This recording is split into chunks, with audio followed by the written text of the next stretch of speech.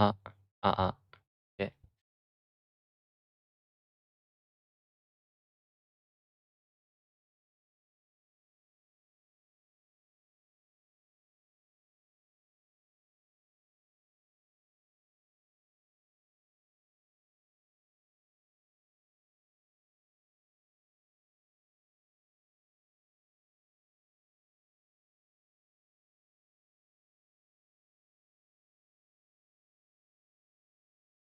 Hey guys, if you're there.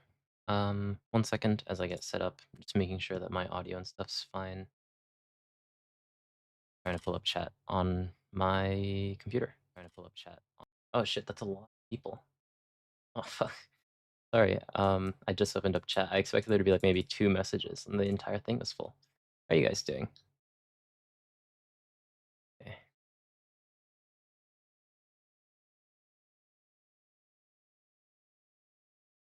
Okay.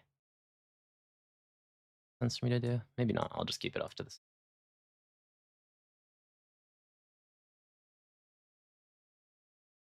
I need to figure out how to do simultaneous streaming. Oh, I know how to. I just haven't really pulled the trigger on that yet. How you guys doing? I just asked that, didn't I? This is what the fans want. There's no CS today. I think the next CS in Japan is on the 16th, which is going to be about 2 weeks from now. And that's down south in Osaka. I'm in Tokyo, so I'm not going to be there physically, but I should be able to commentate over it, so you have that to look forward to. Yeah.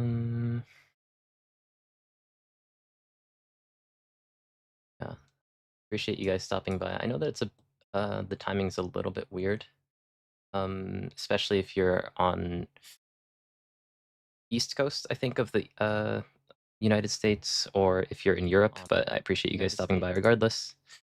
Maybe wait a little bit for people to go in. I think any plans to play the Gundam? I bought the start decks for the Gundam card game, and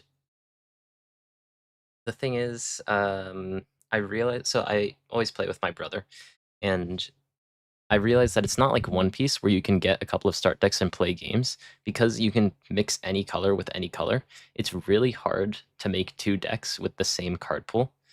So, unfortunately, as much as I want to play that for videos and stuff, if I want to make like green white and blue white, and that's an exceptional number of cards that I would need to buy. And right now, I think the prices have been going up a bit.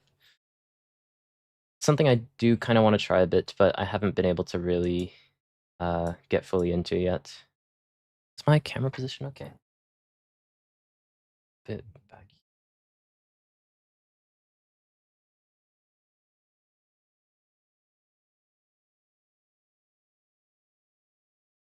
Oh, that probably sounds terrible. I'm sorry. I forgot that there's a mic here.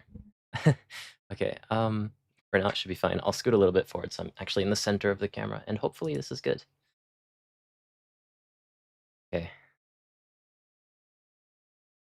SP 10 cost Luffy. I don't know how English prices work. It's all magic to me. Okay, sorry, just going through some questions. If you guys have any questions, you know, doesn't have to be One Piece related. If you guys are just here to chill a little bit as you're getting ready to go to sleep, or if you're at Gen Con or something, or Gen Con tomorrow or something, you know, just drop them. I'll kind of get through them. Wait for a couple people to drop in, and then we'll start filling up this graph here about things that should be banned or maybe shouldn't be banned. Maybe I'll even get someone in here, but I'll wait and see if anyone messages me. In the meantime, I saw a message. We don't have an official date on the ban list release yet, but One Piece Card Game Fest, I think, or maybe it's One Piece Day, I don't know, is on the 10th of August. And when they were showing all of the leaders, they showed 5 out of the 6 leaders, all of them except for what's presumably Ima. And they said everything will be revealed on August 10th. So likely that means that we're going to get email on that day, and my speculation is that we're going to get the ban list on that day as well, but it'll probably go into effect at the start of September, I would imagine. Early morning in Italy. That's nice. I'm actually Perona with the PRB02 6 cost more. I'm actually going to film tonight, and you'll be able to identify if I film it today or if I decide to get a bit tired of that because right now you probably can't see it too well, but you kind of can. I do construction work as like my actual job, and I have like a bunch of glue on my hands, so I don't really want to film a video because my glue hands are going to be center frame. But I'm debating on that. But I do have a list for Perona, and I'm going to actually play it against Black Moria tonight, and then that should probably go out in a couple of days if I can stick to my schedule. But I'm not very good at that. Anyways, let's start to fill this out. What did I do last time? It's been a while since I've done Banlist predictions. Because I know I had some like proper categories that worked at least last time. Banlist prediction.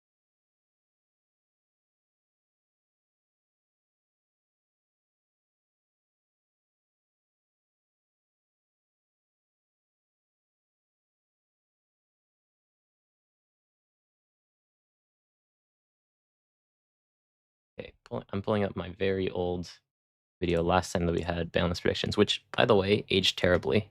But I had a different philosophy from what Bund I had. So I don't blame myself, but it was quite a bit off of what actually ended up being banned. Okay. So we had last time, at least, I'll just put in what we had last time. Likely be, there's a lot of categories. Should be banned, but they won't. Might be kind of hard to actually do with these old categories. Shouldn't be banned. Oops. Shouldn't be banned. But they might. Problem. Uh,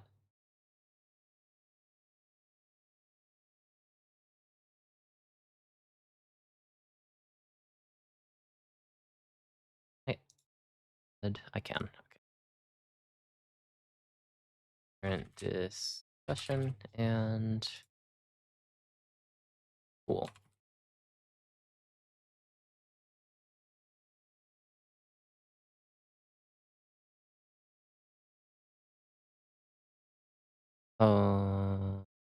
Oh yeah, I guess I don't know the English schedule. I guess it would be weird if there was finals on the 16th.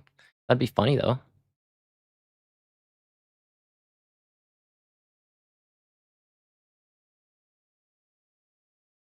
I don't like the Green Zoro leader. Okay, I think we have our tiers. Does this work? It might be a bit complicated. We could also do the kind of like YouTuber thing, to get more clicks, you know. But maybe that's bad. I'm trying to get on YouTube's good side. Let's call this ban. Should be banned, but they won't. Shouldn't be banned, but they might. It's kind of a hard category to really get done. Problem.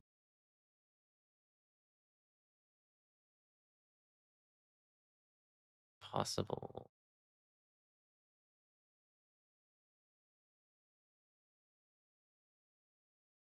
They haven't. How did I not predict? God, my English is struggling today. How did I not predict a Raigo? Yeah, I know, man. I think it was actually, yeah, if we look back, you know, way back when. Oops. Yeah. Way back when to the first time that I did one of these. I'm just using this as reference. I expected them to get rid of 2-cost teach and this. But the Daigo was actually here, and I put it in the not a problem thing alongside Jinbe, and both of these cards got completely fried. So, yeah. So take what I say with a bit of a grain of salt. Possible ban. Maybe I just, for now, let's see like this. The one thing is like, I don't know how to move the tiers around in this. So I'm afraid that like, if I end up changing some stuff, I'll have to shift a lot of things around. For now, let's keep it as this. Okay, so Okay, to be fair, I think Hachinose would have been a completely fine ban at the time. Um, like, Teach was quite a big problem, especially in OP10, and that's exactly when the ban list was happening. I felt like what they should have banned were cards that were actually relevant within the meta, but what they ended up going for were more overarching bans that, like, targeted some problems within colors to make it easier to design cards for the future. So we had different philosophies. Yeah. Huh.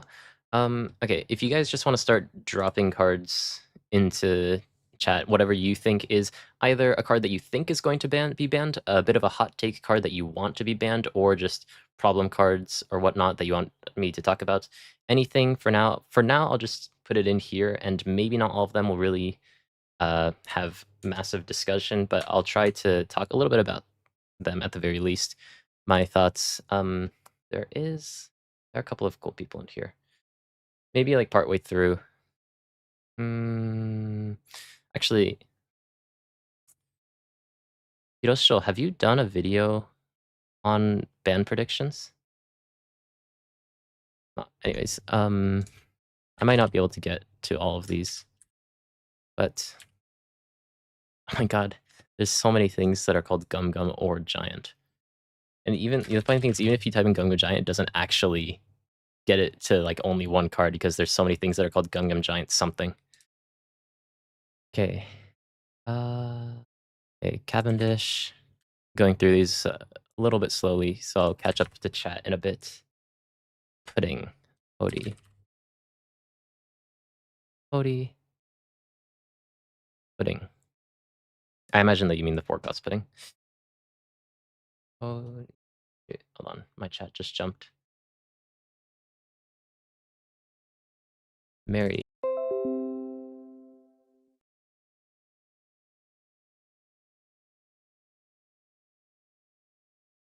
Are we back? Hold on. Are we back? I think we're back. Okay. Are we back? I think we're good. Okay. That's weird. I'm connected to Ethernet. I don't know why that happened. But hopefully we're good. Okay, let me go back to this. Okay. Ding ding. Hi. Gum Giant. Kazuki. Personal favorite rogue deck in OP12. I really like purple yellow Roshinante. But I always like red purple Luffy. Nine Mom Hody. Nine Mom. Unblockable Rayleigh. When is that again? Does that mean this event? Has to be.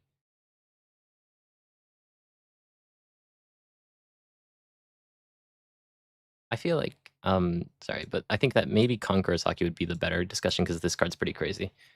Cavendish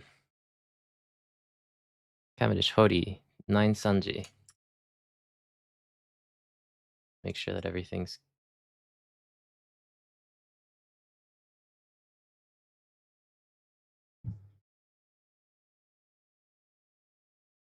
Sanji. Sorry, I'm catching up a bit as we fill this up. Oh yeah, someone said Conqueror's Haki after that. Blue Pudding, GP Luffy, Hody. Ban every deck I don't play. True. I've never actually had a card in a deck that I play be banned just like as I was playing it. Like by the time that they banned Sakazuki, I was already off that deck. They already banned this card. What am I thinking?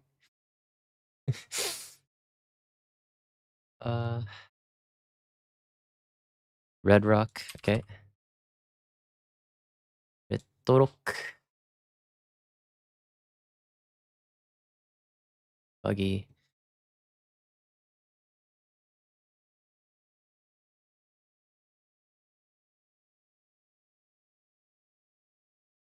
Karasu. Ivankov.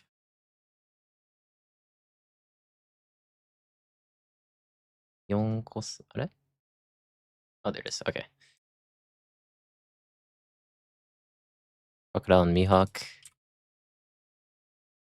Imagine they ban a card like a month after printing it. Blue Purple Luffy, that's true. Yeah, leaders as well. Does this work? Blue Purple Luffy. There's too many Luffys.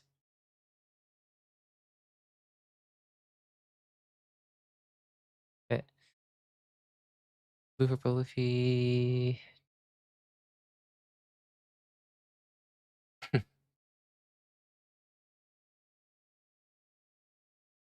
Okay, hold on. My stream jumped again. Camera's blocking my pool of cards. I think the pool, I could put my camera here for now. And just make sure that it doesn't. The thing is, if I put my camera here, then it covers the card. Maybe, actually, no, the band tiers are not going to be that big, so I'll just put my camera up here. Okay, that should work. What else? Rebecca. Rebecca's fine to put in.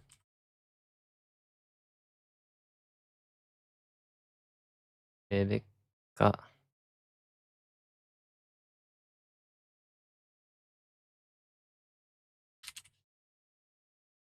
Secret Law. Teach? Which teach? I imagine that you mean the which teach. Because there's an argument for actually a lot of these teaches, but... Eustass Kid.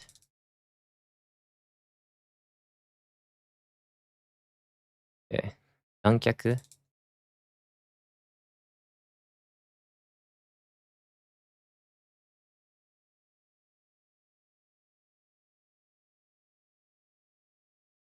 Yeah, Dead Man's Game. That's something worth talking about.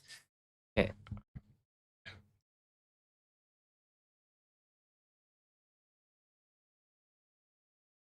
VANDER, DECKEN.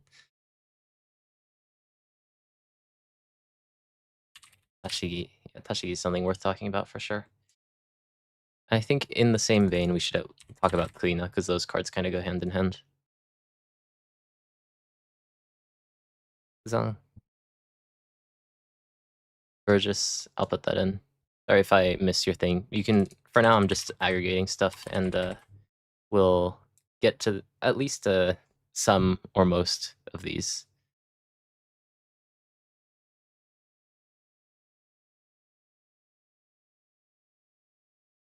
Mansherry is a very good card, yeah.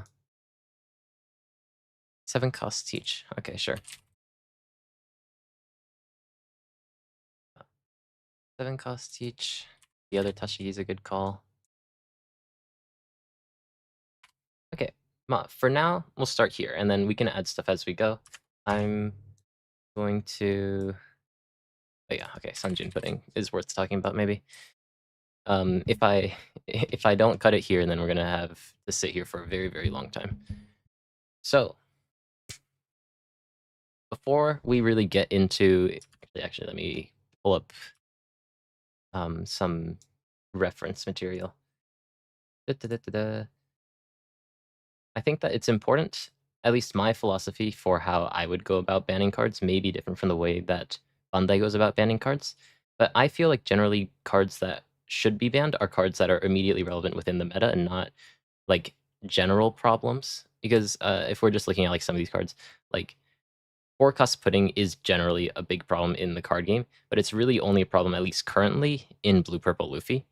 So like you could argue getting rid of this card, for example, but if we're looking at like exactly the cards that are problematic in the meta right now, then like you generally wouldn't think of something like VANDER DECKEN. But if you're thinking about like we really want to make Fishman powerful later on, then this card can be a problem. So they might want to get rid of that. So like that's the difference between my philosophy and Bandai's philosophy. So I'm not sure exactly how Bandai is going to end up taking it, but because I generally base my predictions on current meta, let's first bring up what the current meta looks like.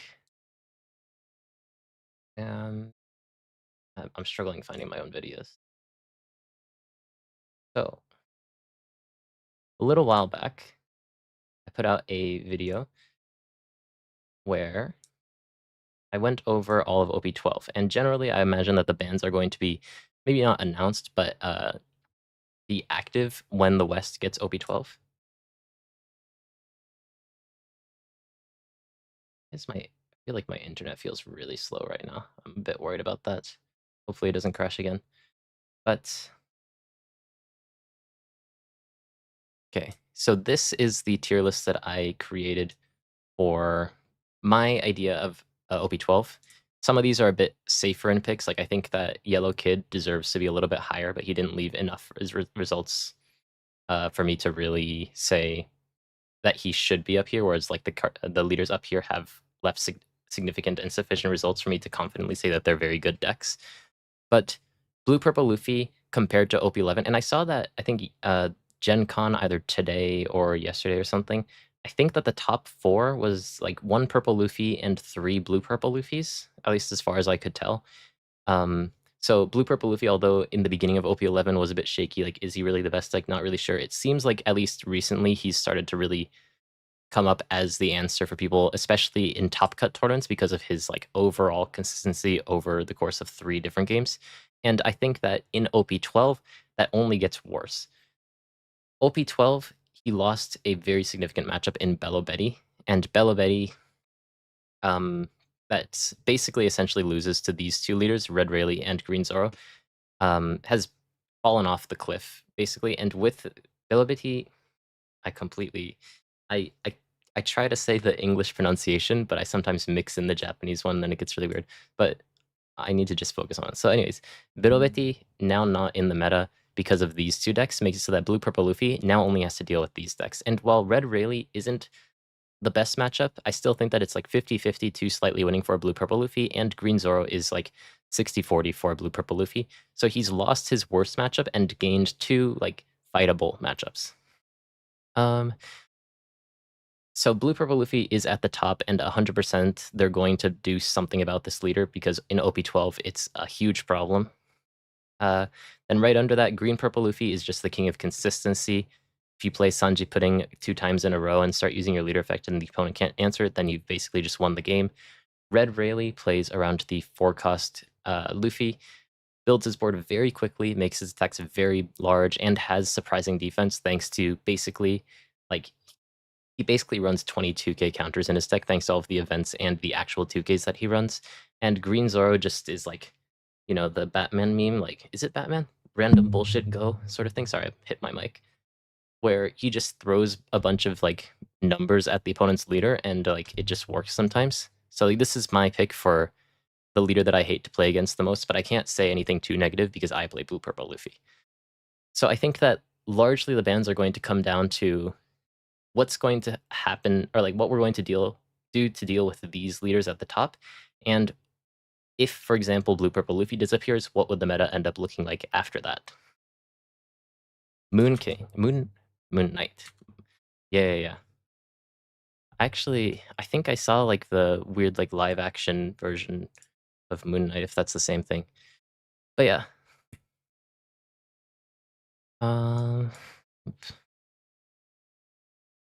Yeah, I agree. They're not really fun to play or play against. I personally enjoy deck building for Blue Purple Luffy, but if you're not really a deck builder, you are just kind of doing a similar curve every game, and the really fun games are when you don't get your perfect curve, which is a bit weird. I don't really have enough to say about the other leaders because I don't play them that much. Green Yellow Law's a very fun deck, and I think very good if you can master him. Red Green Smoker has been getting stronger recently, a lot more popular even in PRB02. Bonnie also got some buffs recently. Bonnie got some buffs in PRB02, and she's been seeing some play. Teach has kind of fallen off, just because people are playing a bunch of these higher, really fast leaders. For now, let's kind of talk in context of those. Okay. With that being said, I'm already going to have to change my tiers because I'm confident. I don't have any insider information. I will say this. I don't have any external information that you guys don't have. I don't have any sort of Bandai connection. I'm almost confident they're not going to ban Gum Gum Giant. And the reason for this is because it got a reprint in PRB02. The argument that I've been seeing online against this argument is that Moria was banned despite being in PRB01. However, I don't necessarily think that that's a great argument, as Moria had his reprint in PRB01 about a year or maybe a little bit less, especially if you're in the West, before he was actually banned. And I think that Bandai decides what they're going to ban like only a couple of months before they actually put out the ban list. At the time that they reprinted Moria, they had no intention to ban him, which is why they ended up reprinting him. Whereas Gum Gum Giant was printed as of the stream about 2 weeks ago. So I think that it would be extremely bad to make like one of the basically the top chase card aside from the manga Sanji in PRB02 banned, just from a financial perspective. So although, oh, fuck, I fucked up these categories, didn't I?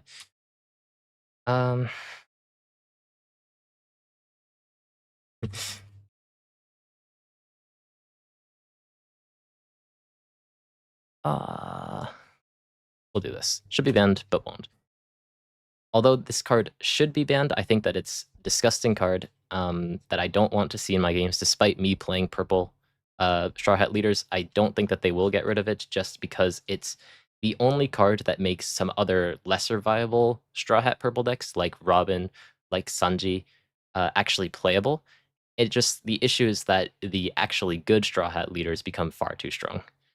I think that, yeah, someone in the chat just said, talking about limit, I wouldn't be disappointed with a limit. I just think that the fact that the card was reprinted so recently is just going to disincentivize them from touching the card at all. I think that a limit would actually be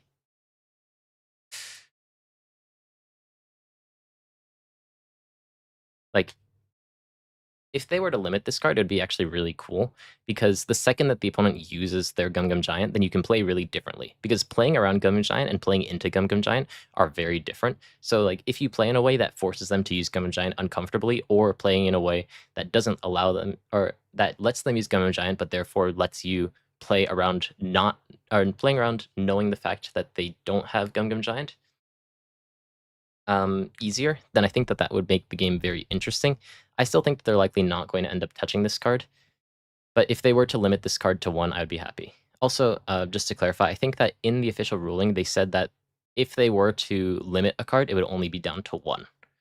So at least as far as we've seen so far, the West has had a couple of cards limited in the past historically. 1 cost Nami, I think, and 4 cost Marco and 9 cost Whitebeard were cards that were limited only in the West, and those cards were limited down to 1. If this card was limited, it would be down to 1. I think that that would be okay. That would be the best solution for me, at least given all the information that we have with reprints and stuff in mind. I think it should be banned, though. It should be banned, but they're likely just going to limit it. Now, I think for now, let's just kind of go in order, but if things make sense narratively, we'll kind of hop and skip around. Cavendish is another card that was just reprinted in PRB02. So therefore, there would kind of be a similar argument that you wouldn't want to ban this card as well. But I think that this card is very powerful, but green as a color has a very big issue, where generally green has a bunch of really, really good cards, but none of them have counter. So you always have to play this balancing act of, I really want 9 cost Shanks, I really want 8 cost Kid, I really want 10 cost Flamingo, but then you put in all the cards that you want and you have 27 cards without counter. And then something like Cavendish is kind of necessary, although it's a very powerful card, to like actually give green the tools to play out the early to mid game without sucking. Because if green's a deck that's like, you get to the late game and now you have your strong cards, like that late game has to be exceptionally powerful, and green doesn't really have that power. I think that the absolute late game powerhouse color is technically supposed to be black, although they have come down a bit in power. So I think that green is supposed to be a bit of a mid-range color, and given the fact that not only is this card, it's an exceptional card, but like it makes a lot of decks playable in the mid game. But for a deck like Green Zoro, we have Tashigi, which is in many regards a strict upgrade to Cavendish, aside from the fact that it doesn't have an on-attack effect. Makes it so that I don't think also there's a new card that they showed just yesterday, which was, if I can find it quickly, I'll pull it up. But there was a Sanji.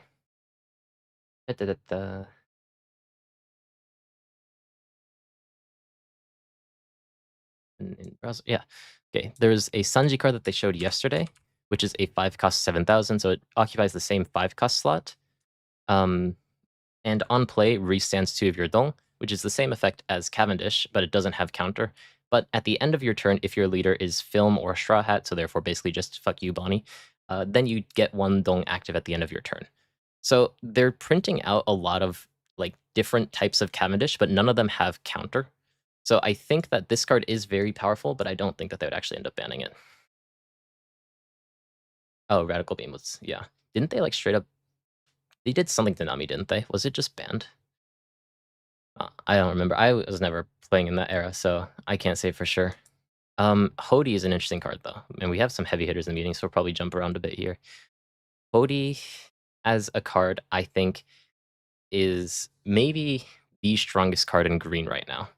It's partly to do with the meta and partly to do with the fact that I think that just in general, having a card that for almost no cost, although drawing your life is significant in the later stages of the game, be able to rest the opponent's characters or dong, so playing around Gunma Giant or playing around them setting up a wall of blockers, and also having rush, makes this card just extremely versatile.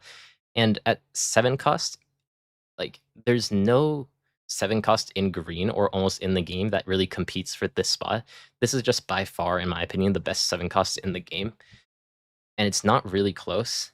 And it gives green a bit of a unique dynamic where generally green's supposed to be the color that plays on curve, plays a bit slowly, builds up their board, affects the opponent's board, rests and restands their board, and this just accelerates the game very immediately. But it's hard to say if this card should be banned. I think this card is a problem. I think that if this card didn't exist, I would be much happier.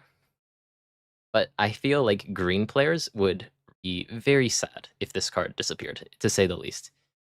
I think for now, I will put it in the ban tier just because I think that this card existing pigeonholes green into a playstyle that makes them play faster than they really want to. And if this card doesn't exist, then it allows Bandai to maybe print out some cards that would help actually fix some of green's issues in something like the consistency that it has or the late game that green's like promised to actually be as strong as it should be.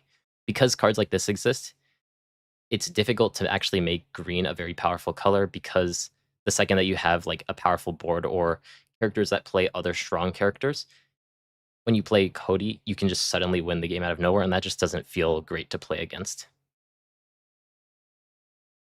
I don't like this card. I'll put it up here for now. Because like the thing is, Gum Gum Giant, I think that if you limit it, there's ways to play around it to make it interesting to play around. Whereas Hody, if you limit it and they draw their one of, then that feels really bad because you're like they have one out and it's Hody, and if they draw it, then you feel like really terrible. So I feel like if they were to do something to Hody, it would be better to just ban the card. We'll see.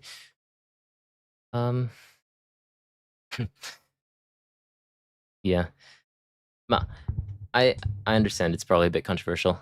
I think that it's possible they don't hit this card because if we were to look at something like this, then like the top decks don't actually use Hody.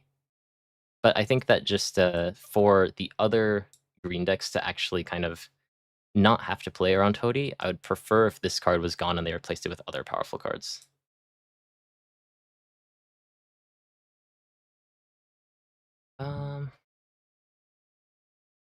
Where should we go to now? I think there's actually something I do want to talk about in regards to this, where Green Purple Luffy and Green Zoro both don't really use Hody. Like Green Zoro, if I can find him a bit early on, where was he? Because kind of yeah. So Green Zoro has a version of the deck that uses the 7 cost Hody, and this version of the deck is basically just meant to beat Blue Purple Luffy. Because without Hody, you just don't have enough power and enough ways to get rid of the opponents like Gum Gum Giants and stuff to actually break through and win the game. So people are forced to put in Hody. But I think that if we get to a situation where Blue Purple Luffy doesn't need to or isn't as prevalent in the meta as he is currently, then I don't think that Zoro is going to actually end up using Hody.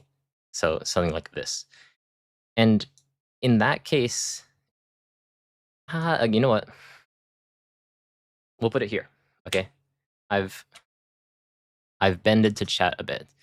I'm afraid that if they were I think that this card is a sort of card that they might ban like in the future, potentially like they did with Moria. But if they ban this card right now, it's going to hurt the decks that are not at the top of the tier list right now, to the point that like Green Bonnie and Law doesn't use the card as much anymore, might suffer a lot more than the actual problems in the meta. So I've bended to you in chat. I'm putting it here for now. But I can see this card getting banned in the future. Yeah, it would invalidate a lot of lower tier leaders. So where should we jump to next?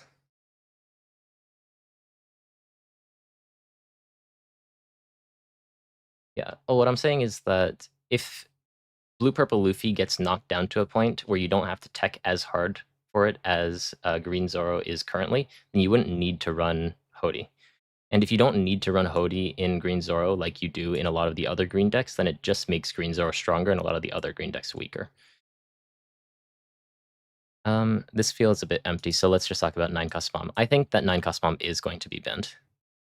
If they aren't going to ban Gum Gum Giant, and they're not going to ban the Blue Purple Luffy leader, I think the only option to ban is 9-cost bomb. And the reason mainly for me is that this is a yellow card in purple. And I think that color identity, although we've seen recently that Bandai doesn't care too much about color identity, they're giving a bunch of different tools to a bunch of different colors. Still, healing life is and sending things to life is a very uniquely yellow trait currently, and that being able to be used in purple effectively allows Blue Purple Luffy to be significantly more tanky than he needs to be. In a way, Blue Purple Luffy is Blue Purple Yellow Luffy because of how powerful this card is in that deck, and being able to heal your life as a leader that has access to Gum Gum Giant and has 6,000 power base and has as much card draw as he has, just makes it so that that leader is just way too tanky, in my opinion. So if they're not going to ban Gum Gum Giant, then I think that they would ban 9-cost bomb just because of color identity issues. Not much to say aside from that. I think that decks that can utilize 9-cost bomb really well, like, utilize it a bit too well. So I would prefer this card to be gone because it's not necessarily even used in purple Katakuri or the purple yellow pudding either.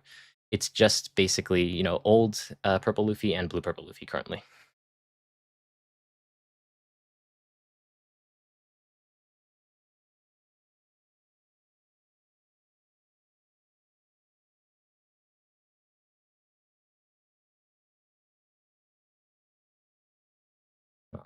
Yeah, we've talked about a couple of higher tier stuff. I think, at least in the West, at least, we have Bello Betty as kind of a big meta threat. I think that these two cards are the two biggest problems in Bello Betty because if you're going second, for example, then if you go Ivankov into Karasu, then at least into Blue Purple Luffy, the game's already over on the spot, essentially. The one thing is that if we were to, you know, refer back to this, sorry, I keep talking this up, in OP12, Bello Betty's just kind of gone. So I think that if they were to hit these cards, it would be in anticipation of something like Red Black Summel, which coming in OP13, being able to abuse these cards and not allowing that to happen. Still, though, I think that that's a bit too speculative. It depends on how much power Bandai really wants to put into that archetype and how scary that would be for Bello Betty. But I'm afraid that if Bello Betty were to lose either of these two cards, then the deck as a whole would completely cease to exist. So, as much as these cards are powerful, like Karasu, he has a very unique effect. But I think that it's a bit of a necessary evil, and it just happens to be that in the current meta with these very kind of fragile decks like Green Purple Luffy and Blue Purple Luffy that kind of rely on Gum Gum Giant and being 6,000 power, cards like this just happen to be very good into them. I don't think that they will touch Bello Betty because given the current state of affairs, Bello Betty isn't really much of an issue. And Ivankov I'll pop down here. I think that Ivankov also very powerful, but just having to play the character out of your hand makes the downside a little bit more manageable. Still, this into this is a problematic combo. I think that mainly, though, Karasu is the problem card of that combo, though. And I'm getting nervous. Sorry. I'm sorry if my speech or words are a bit disorienting or disjointed, sorry. Because reading chat, seeing people having lots of opinions in chat, and I'm trying my best to get through these, but yeah. Thoughts on Buggy? Let's go with 7-cost Buggy next. 7-cost Buggy.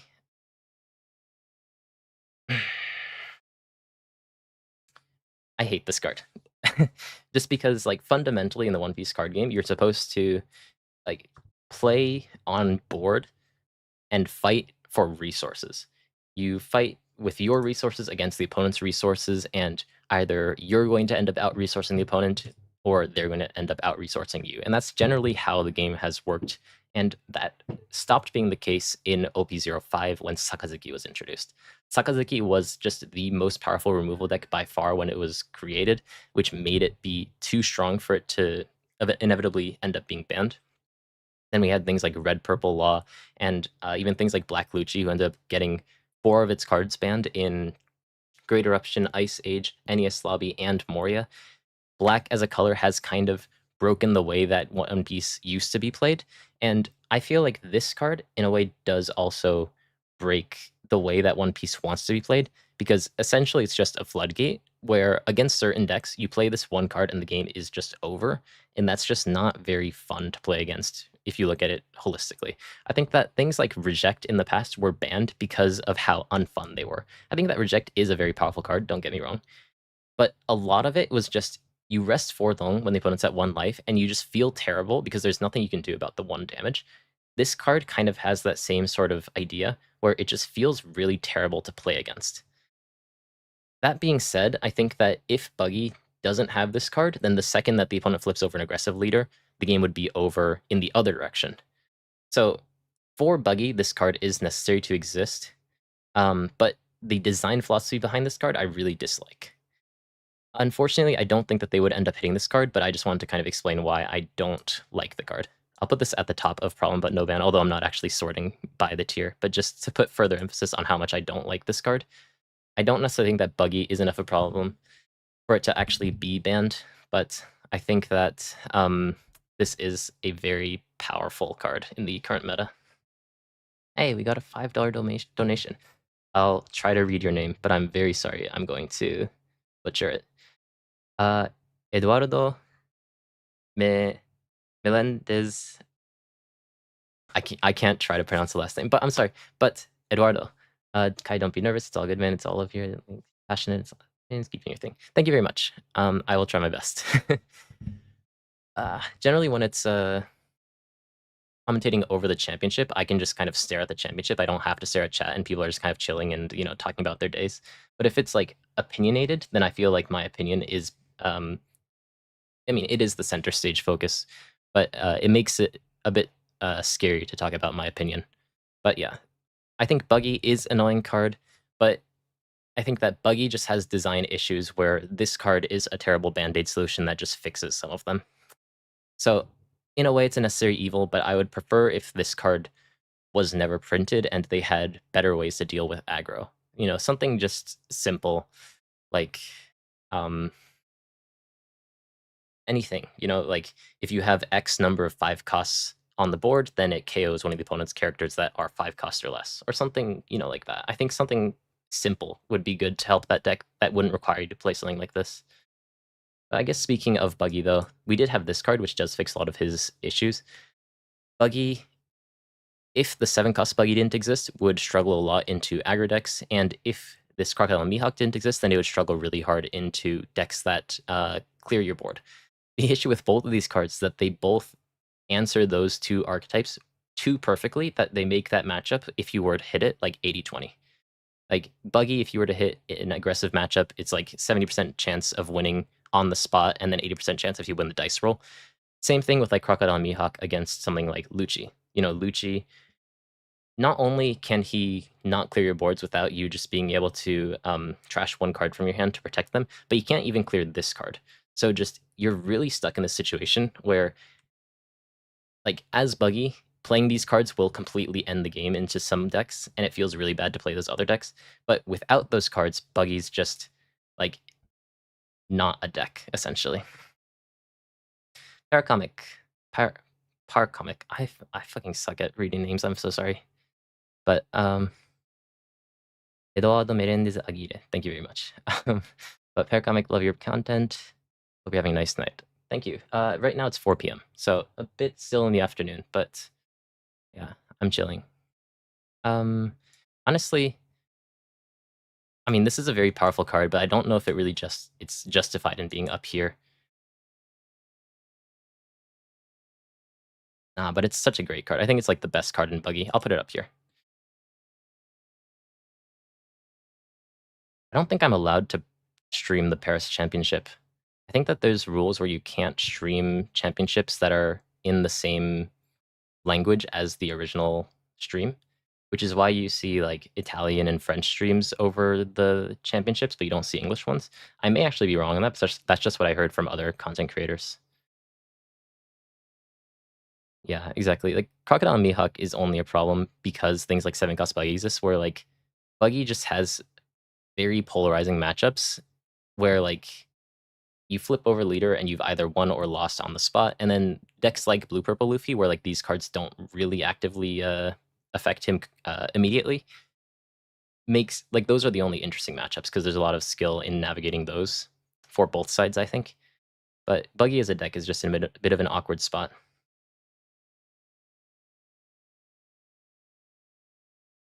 Yeah.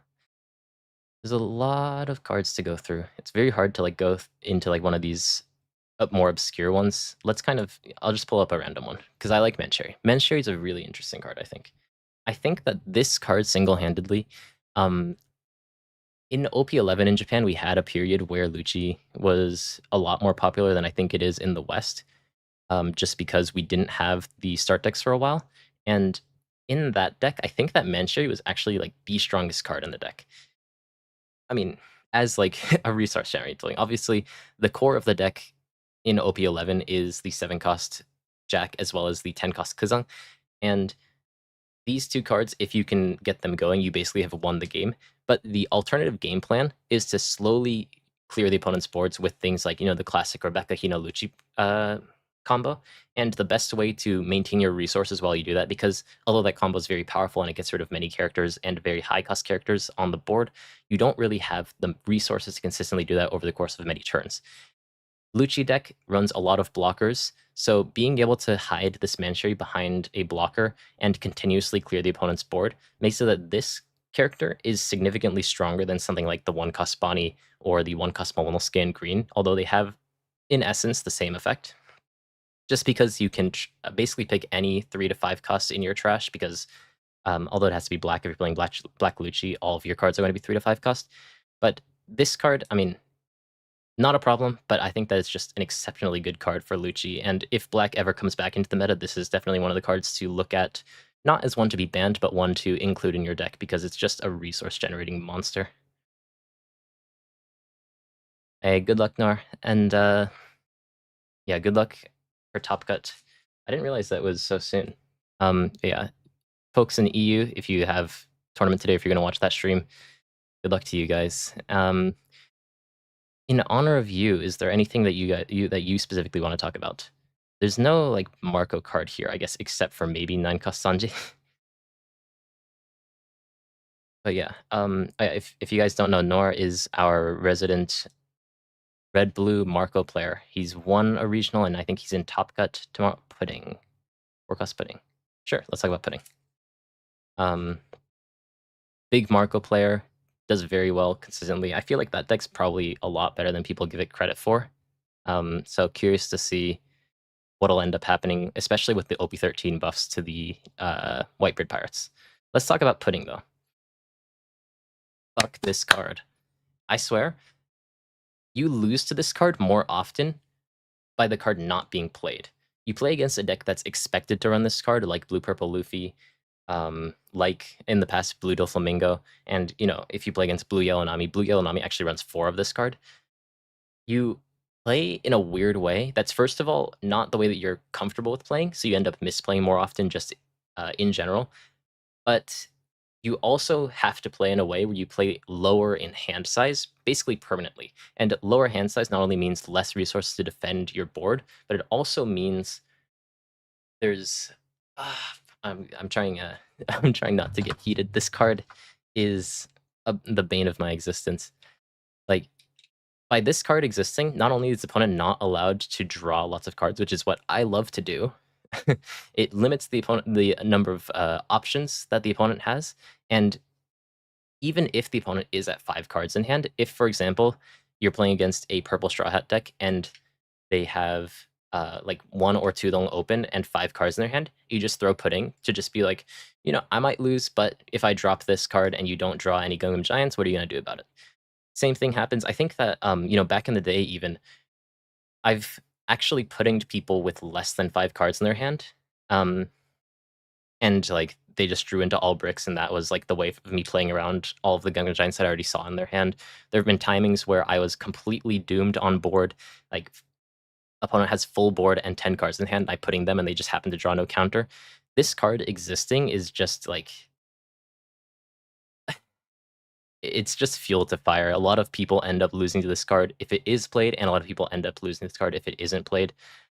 I want it to be banned, but the question is it going to be banned? I think that just this card existing makes it so that when you play against blue, you have this extra asterisk where, like, you always have to consider the potential that they play this card. The other thing to consider, though, is that because it does cost 4, it's a very heavy play to play in the mid game, so you generally only consider it in the early game to completely mess up the opponent's curve, or the very late game to mess up the opponent's counter. I think that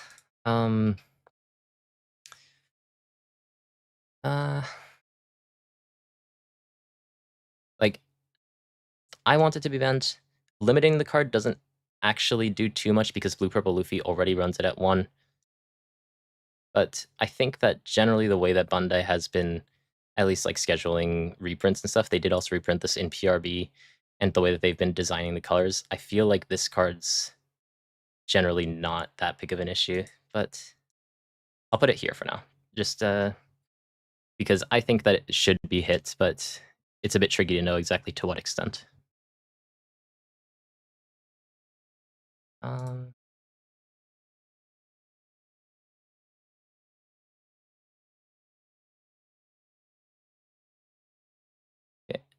let's just look at Forecast Rebecca.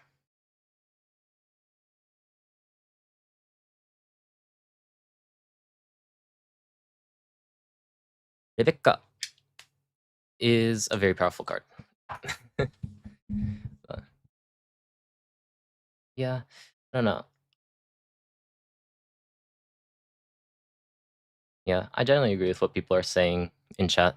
It's a bit hard to actually like rate completely because it's such a unique effect, but the influence that it has in and off of the board is very scary. Forecast Rebecca is another card that's kind of similar to Mansherry, where it generates a lot of resources, but it can also generate board very quickly. Historically, the strongest combo was Rebecca into Hina to play a blocker and a 5,000 power body, while also reducing the opponent's cost by 4 to make it easier to clear the opponent's board, just doing a whole lot of things. Rebecca, recently though, if you look at Black, Black has been suffering a little bit.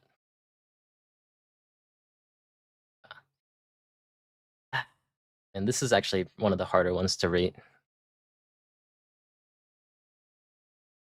Yeah, the thing is, as Yukarur says, like, current Black needs this card to kind of function as a color.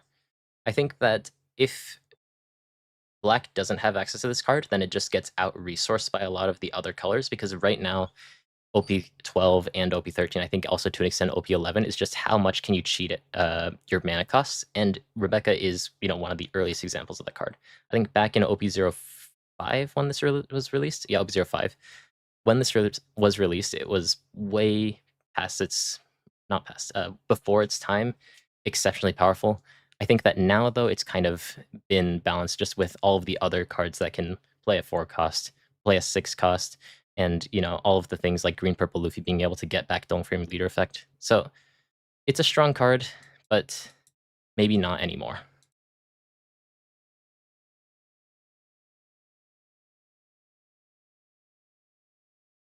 What do you guys want to talk about next?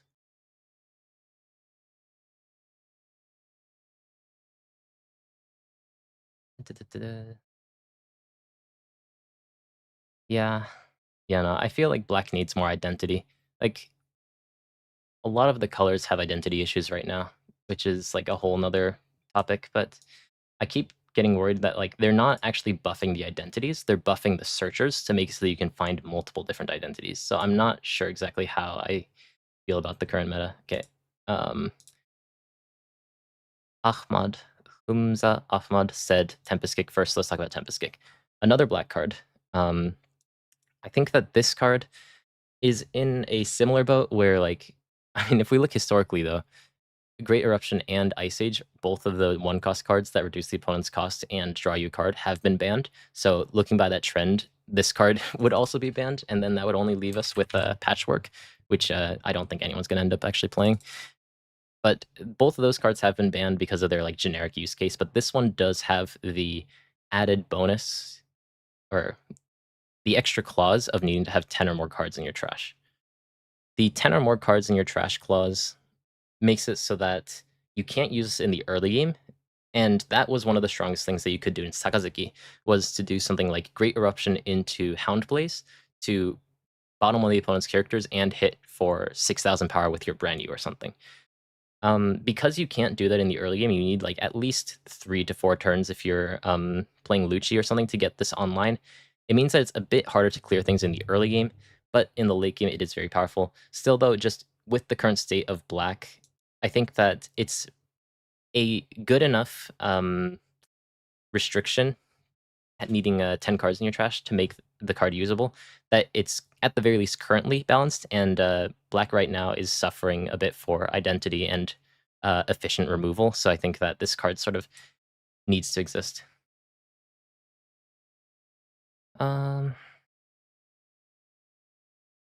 Yeah, we could just knock out black, I guess. Someone was saying that. There's a whole lot of teach cards. We can kind of talk about these together. I think that these are all really nice teach cards. 7-cost teach was a lot stronger than I thought it was. I thought it would be, because I thought that 7-cost Jack was a card that wasn't always used in Teach, but it was decent enough. It was just kind of run because in tandem with things like Van Augur, your curve going first would be very good. But the issue with that card was that it couldn't be searched. And even if you were to get it on the board, you also need some sorts of cost reduction, which for Black Teach was pretty expensive. So I thought that even if this card existed, yes, people will just replace Jack with this card, and it'll be like, okay. It was a lot better than I expected it to be, just because of how the consistency of drawing this card makes it much more reliable and actually makes it into a game plan. I think just in general, Teach, like, not looking at the meta as a whole, but Teach as a deck shouldn't be the best deck in the format.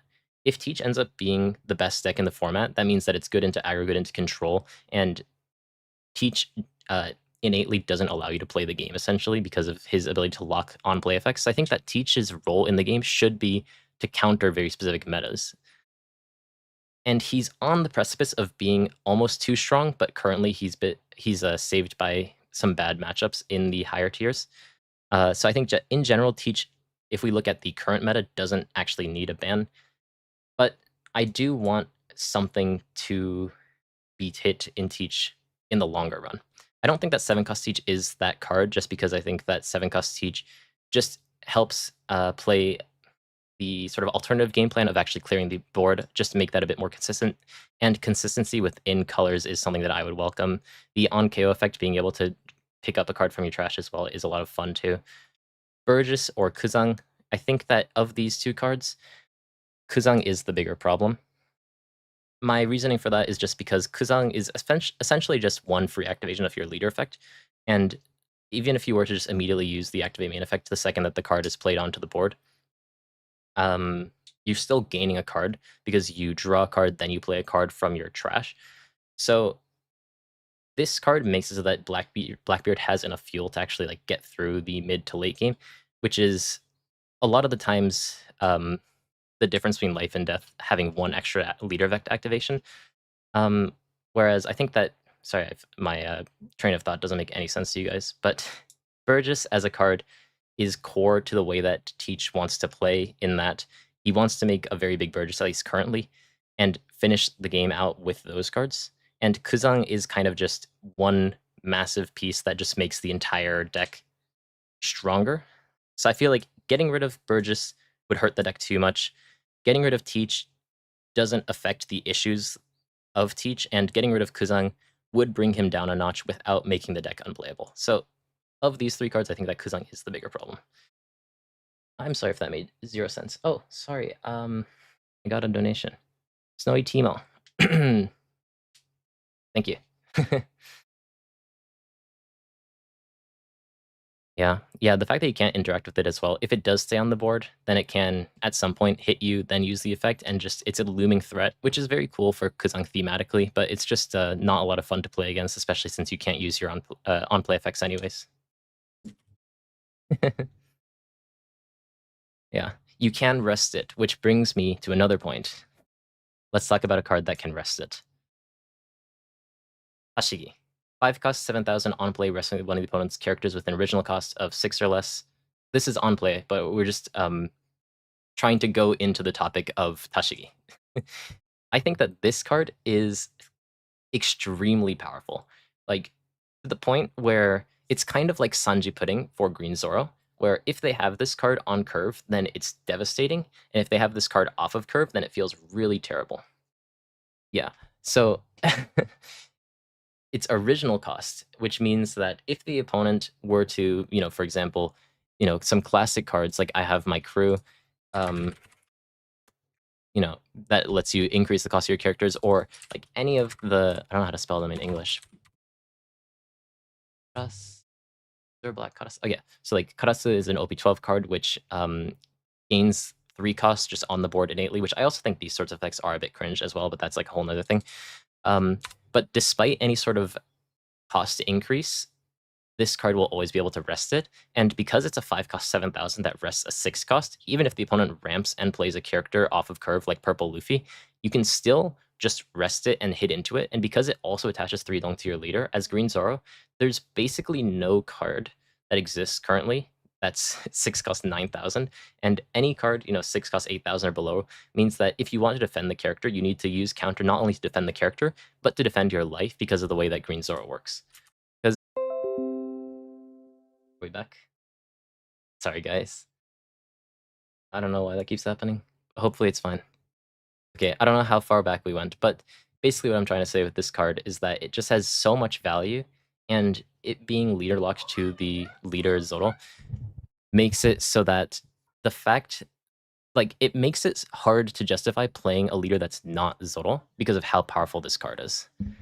Because this card exists, playing other decks like Green Bonnie just feel bad because you're on your 5 dong turn, you're like, Cavendish, exceptionally powerful card. I got 2 dong back, attach one to my leader, hit for 6k, or even activate main of the 1 cost Bonnie, leave 1 dong up for leader effect, and I'm good.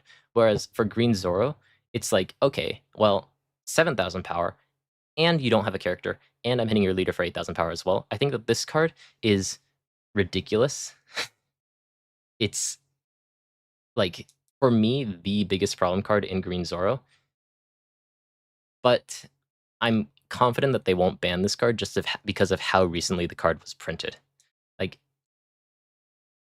because this card came out in OP12, and because this card also has an alt art, I think that because the West doesn't have access to the set as of yet, when this card would come out, if the card's already banned, that feels bad for new players, that feels bad for old players who are excited to play ZORO, because I think that this card is like Sanji&Pudding, where if this card doesn't exist in Green ZORO sucks, but because this card exists, Green ZORO is kind of broken. So it's a very complicated thing that I think deserves to be banned, but I don't think that Bandai would do so in the current landscape of the format. And, speaking of Tashigi, let's kind of talk about Kuina as well. Kuina has a very similar sort of effect, which is stupid, by the way.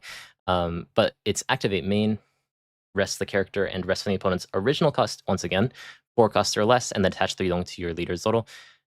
This card is significantly weaker than Tashigi, just because Tashigi is also a 5 cost 7,000 body, but Kuina is repeatable, and because it's repeatable, it means that the opponent is forced to hit into it.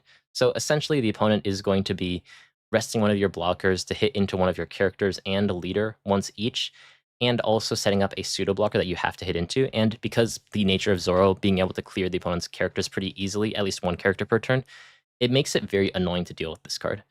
I think that it's a very powerful card, but Tashigi is such a big problem that I don't think that Kuina in comparison is comparable. Did I say? Yeah, okay. Let's talk about Sanji&Pudding though, because I think that we just talked about Tashigi, where if Tashigi didn't exist, then Green ZORO would just completely suck. And the same thing is true for Sanji&Pudding in Green Purple Luffy. If Sanji&Pudding didn't exist in Green Purple Luffy, I think that the deck as a whole would completely fall apart. Basically, that deck currently just runs as many searches as it possibly can to make sure that you play this on your 5 or 6 dong turn. Use your leader effect from there to basically just dong -1 to make your leader 6k and get 3 dong, and just start to outvalue the opponent. Without this card, you know, if you've ever played Green Purple Luffy and you failed to draw Sanji&Pudding on curve, you draw it like 2 turns later or something, it feels like you're just not playing the game. Like, essentially, Green Purple Luffy's leader effect is mid until you play Sanji&Pudding, and then it's like ridiculously strong. So it's another one of those things where I'll probably turn this on you guys and look at chat after this. I don't know how they can get Green Purple Luffy or Green Zoro's power lower without completely shutting down the deck because of how reliant those two decks are on these cards. So, question for you guys as I look back at chat. What card would you actually get rid of in Green ZORO or Green Purple Luffy to lower their power but not make the deck unplayable? Like, for me, at least for Green Purple Luffy, Giant is that card. But the fact that they reprinted it so recently means that, to me at least, they're probably not going to end up doing that. I think the best solution here is to just ban Giant alongside 9-cost Mom. But, like, I just don't think it's realistic that that's actually going to end up happening. Yeah, the stage is something to consider. Basically, like, yeah, there's a lot of things, like, you can kind of tune the Hody events something to talk about. Like, you can kind of tune Green Purple Luffy with some of these other cards. They don't address the big elephant in the room. 3-cost event. Hold on, let's get that in here. What's it called in English? King of the Pirates. These are the cards that I'm seeing in chat.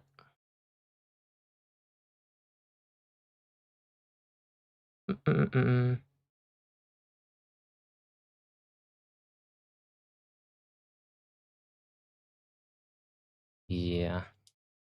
Yeah. It basically seems like these are the 3. There are some other ones that I saw. Sorry, I might have missed some. But like these are kind of the main things that people are talking about, I guess. And so just kind of knocking these out as well. I think that the stage could help, but the one thing is that increasing your cost back in the day was quite good because it means that like Black Lucci can't use. Like, it means that Black Lucci has a much harder time getting rid of your Sanji&Pudding, and Sanji&Pudding sticking is your general game plan. But because, bullshit card, it rests a 6 cost or less of original cost of 6 cost or less, this cost increase from stage actually doesn't end up mattering that much anymore. So Green Purple Luffy recently, they still play this card just because it is a filter. But with the 2-cost Nami being printed recently in PRB02, the value of this card has gone down a lot because you can just search for more Sanji&Pudding. Tashigi being able to just rest Sanji&Pudding regardless of the cost increased makes it so that this card is a bit less powerful than it used to be before. I don't think it's a problem anymore. Like, there's just, for me at least, the OP12 metagame does revolve around Blue Purple Luffy, and Blue Purple Luffy is the strongest deck, I'm sure. But the decks that are good into blue-purple Luffy are gate-kept really hard by green Zoro. So blue-purple Luffy is actually stronger because green Zoro exists, in my opinion. Mole Pistol is actually a good card to talk about. I'm not sure if it's within this discussion, but I just saw that in chat. So I'll put that in here. I think that the best way to actually knock down green purple Luffy is to just do this and ban Gum Gum Giant. But we'll see kind of. Fuck. Would they do this though? Like, everything in my mind tells me that they should ban Gum Gum Giant, but I just don't know if they would. Anyways, talking about Green Zoro a bit though, these two events are both rares, which is, something that they only do when they have leader favoritism for the set, make 2 rare events, but both of these events are very powerful. This card is obviously very comparable to the 7-cost Hody, which we have right here.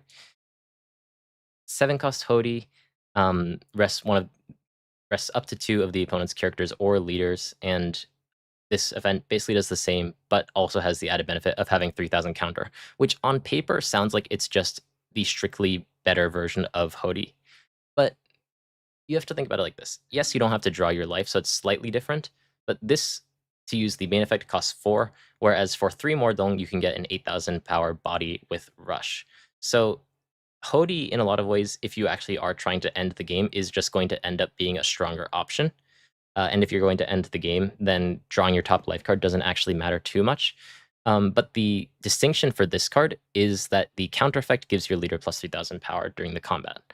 And this sounded very strong until people actually started really trying it. The issue is because it only gives your leader plus 3000 power, in a lot of cases, especially for green purple Luffy, you have a lot of timings where you want to add in a bunch of cards into your deck, but because of the counter issues in the deck, because you have to run things like Sanji&Pudding, you have Stage, you have a bunch of searchers that don't have counter in the when you're at sea, you fight against pirates or whatever. Luffy Taro to deal with blue-purple Luffy. So many cards without counter means that it's hard to justify running these cards if they're not very easily usable.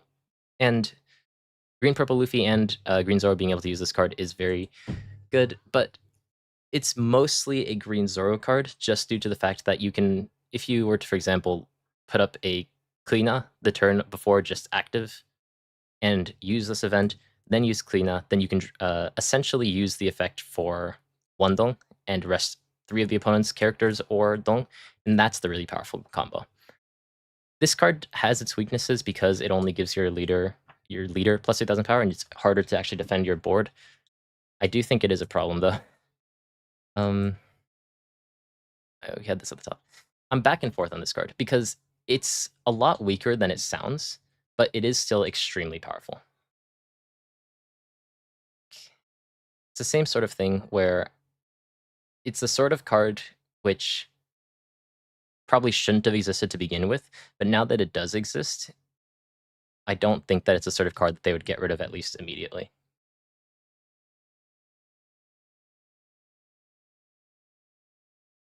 Yeah, well, I don't know. There's a lot of thoughts on that card. I think it's a great card, but as long as Hody exists, you generally prioritize Hody over that card in a lot of cases. But anyway, this card, which is just a ripoff of I'm Invincible, which does basically the same thing, except that instead of being Uta, it's Zoro. And for Zoro, this is an issue because you can effectively hit 3 times if you use this. If you were to hit into a character for 12,000, restand your leader, then hit into leader for 12,000, then restand your leader with this event, and hit for 12,000 again. It's just so much damage out of nowhere for only 1 card. Huh. I wonder if this is actually... This is actually really tricky. Like, I don't know if it's to the point where, like, it should be banned, but this may actually be the best card to tune Green Zoro with, now that I think about it. I think that, like, this card is annoying, but it's just kind of, like, more of the same in things like Hody Jones. Whereas this card is a very uninteractive card because of the way that Green Zoro works. Green Zoro just plays one character per turn and just hits with massive numbers with his leader twice and occasionally 3 times with this leader or with this card. And sometimes you end up losing to just like 12k 3 times in a row, 3 turns in a row, and that just kind of feels bad.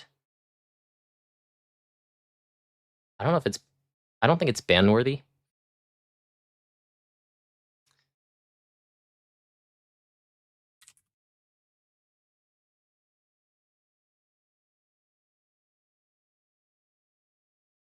Let's put it here. I think the limit category is a bit complicated. I think this is just like things that I think should be banned, but I'm at least not sure at the moment if they would actually pull the trigger on them.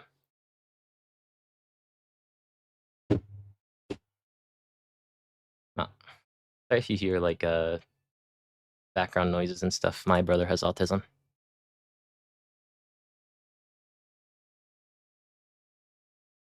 It's very thematic though. Yeah, being able to hit 3 times with Zoro makes a lot of sense, but it's just a lot of bullshit. Huh. Yeah, actually, I'm pretty happy with this card being banned if they wanted to do something with Green Zoro. So, like, one thing that I really want to focus on, or like that I've been focusing on a lot, is that if we look at the meta right now, if Blue Purple Luffy I think the only reason why Green Zoro is down here is because it has a bad Blue Purple Luffy matchup. It has a good matchup into most of the stuff down here. I think that the Red Rayleigh matchup is a bit tricky just because of how fast Red Rayleigh is. But if Blue Purple Luffy disappears, I think that there's not much stopping Green Zoro from just destroying everything in the meta without being able to be interacted with, because resting characters is like such an uncounterable effect in the current landscape. We have different ways to stop things from being KO'd. We have different ways to stop things from being removed, but we don't have very many ways currently to stop things from being rested, and it's very green specific. So even if those cards exist, it's hard to justify running them unless, you know, green is like a 40% play rate. And I just worry that if Blue Purple Luffy were to be put in a spot where he falls down like a tier or two, at the very least in the tier list, that like Green Zoro just takes over. Ah, fuck. I'll put it up here. I'll put it up here just because I think that for the future of the meta, this card not existing would make Green Zoro a lot more manageable. But I think that this is likely wrong. I guess speaking of Blue Purple Luffy, though, let's talk about the leader. Just because I think that this is another thing to talk about. I'd be very sad if they ban this leader. I think that it's an exceptionally powerful effect. Wait, hold on. I have the leader right here. Ooh, yeah.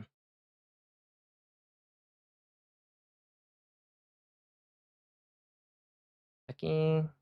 It's a very nice leader, and the deck, if you get used to it, is just really interesting just because of how the way the leader effect works, and especially from a deck building perspective, building the deck to fight specifically the meta that you're in right now is a lot of fun.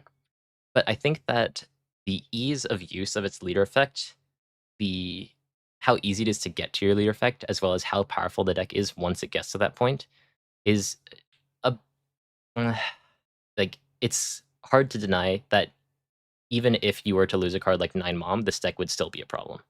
I think that even if you were to lose 9 Mom, though it loses a lot of survivability, which means that its bad matchups become even worse, I'm afraid that this sort of deck, you know, will find something down the line. They'll just print like a generically good blue or purple card down the line, and this card's gonna end up being broken again.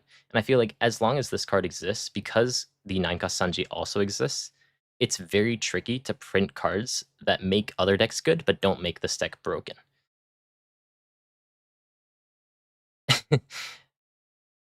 I carry Blue Purple Luffy in my pocket. I kinda do.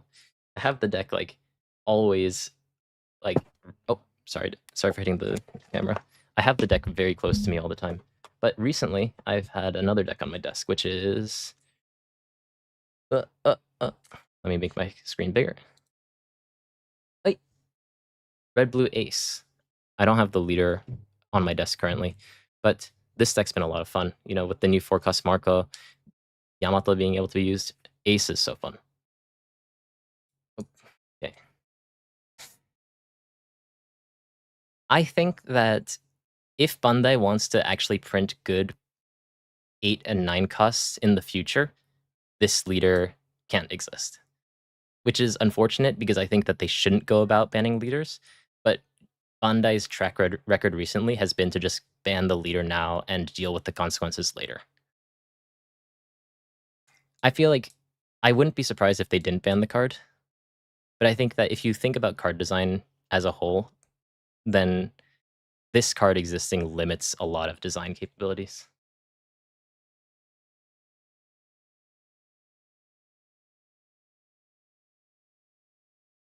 Um,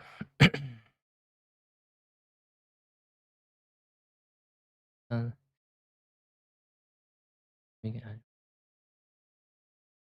I'm not on Cross's Patreon anymore. We haven't been working together for a while. Oh, I haven't talked to him in a little bit too. I heard there's some drama, but I don't follow drama at all. So, you know, I don't wish ill on anyone in the community. But yeah, what should we talk about here? Red Rock. I think Red Rock's actually an interesting discussion, just because we just had, is it Kingdom Come or Daigou in this? Kingdom Come.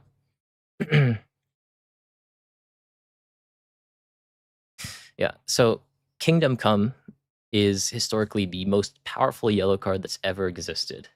And the only logic, the only reasoning for that logic is because it's the only yellow card that's been banned, at least as far as I can remember currently. I don't think this card should have been banned, but there's a stronger version of this card, which is Red Rock, which is a, not only is it not a KO, but it's a bottom deck, and it doesn't have the condition of needing to be at 1 life. It's just 6 costs to remove anything, and this card isn't banned while this card is. So the question is, why isn't this card banned? The reasoning that Bandai gave for this card being banned was that because it was in yellow, and giving yellow the tools to deal with the opponent's board very easily, in their own words, I think, or not exactly, but paraphrased, was problematic for game design in the future. So they got rid of this card so they can print more powerful late game yellow cards, which I don't think we've seen too much of yet, but the 6-cost Kuma has been very powerful. And the argument for why this card existed is because it's blue. But I don't think that card that really holds up anymore, because mono blue kind of sucks because it's limited by a lot of these very powerful removal events in Gravity Blade and Red Rock. But other colors, dual color leaders like blue yellow Nami, like blue purple Luffy, can utilize this card very well. And it's very obnoxious to fight because it's hard to play things like 10-cost Kuzan in Lucci without the big asterisk of, if he has Red Rock in his hand, I just lose the game here. So it's an annoying card, and I think that this card was probably potentially maybe on their minds to be banned back in the day when they were talking about Kingdom Come. But I think that the reason why they got rid of this card and not this card is because if you look at the block icon, this one is block 2, and this one's block 1. So my theory on this card is that although this card's very powerful, maybe that they're just waiting for this card to rotate out so they don't have to ban the card and the card will disappear naturally. That's my logic. I think that it's a problem card, and it makes a lot of situations feel bad because if you're trying to fight back on board and blue with their board that's already established, thanks to things like 9-cost Sanji plays a card like this, it just is very hard to fight back. But I think that because this card is going to be rotating out in, although to be fair, about half a year, you know, it's not enough of a meta threat, I would think, to be immediately addressed. We could put in Gravity Blade, yeah. But I think Gravity Blade has some of the similar logic, but it is block 2, so has a bit of a different argument. This card was also recently reprinted. I think that the one thing with this card is that it is 7 costs, and it's not any target, but it has to be 2 cards that cost 6 or less, and unlike the green Tashigi, it has to be the actual cost currently. And currently in the meta, so many decks either ramp or increase the cost of their characters that unless you're playing against very specifically an aggro deck, this card doesn't actually do too much. Red Rock has the benefit of being very good on main into control decks, but the trigger is also very good into aggro decks. It still will get stuck in your hand if you draw it into aggro decks, but this card is exclusively good into aggro decks and very bad into control decks. So there is a distinction there. I think that Red Rock is generally the more annoying card to deal with because it's just no condition removal, whereas this one into many decks, especially in the current meta, is not actually that helpful. So in comparison, or like comparing these two, I think that Gravity Blade's not as much of a problem, so I would put it down here. But it's not to say that the Gravity Blade is, you know, perfectly okay card that no one's going to complain about. Yeah, and so many cards, like, yeah, also the thing is the way that the rules work with things like the 3-cost Tashigi, which I guess we could talk about next, is that if you were to remove 3-cost Tashigi and something else with Gravity Blade,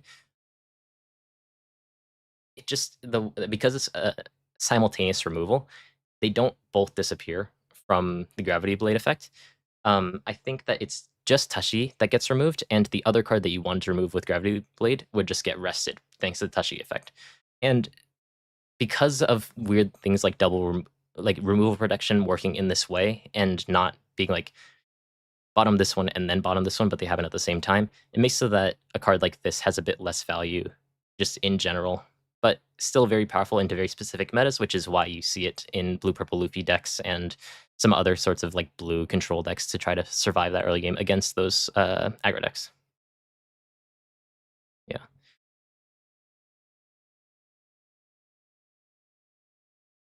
Yeah, that's true. So Tashigi, I think, is this the strongest 2K that exists in the game? I don't know. I can't think of the other ones off the top of my head, but it's very powerful. The thing that's holding back this card is that it costs 3. So if you're taking the time to play this card and not actually developing your board, it means that your board's not as powerful as it may have been if you were to just play a bigger character. But if you're playing a deck like Red Green Smoker, or if you have something like Cavendish on the board, or for example, you play the card off of 8-cost Kid, then you can cheat the card onto the board and, in the case of 8-cost Kid, hide it behind a very powerful blocker. And the combination, or like being able to put out Tashigi efficiently without sacrificing any tempo, makes it very difficult to play the game if you're trying to remove the opponent's board one at a time. Like, it's not a huge issue for a deck like Black Lucci, because you can just get rid of the Tashigi first with things like 3-cost Brook and then get rid of the other characters. But because most of the decks right now either don't have that much removal, or if they do have removal, it's like one thing like Red Rock, one thing like God Thread, for example, this card just feels like a brick wall to play into a lot of the time. To the point that, like, if you were to play 9-cost bomb, sometimes you just get rid of Tashigi so that you can start to actually deal with the opponent's board after that. I think the card's a problem. I want it gone. But this is another sort of thing where, like, if green loses this, then, like, they might struggle a lot as a whole.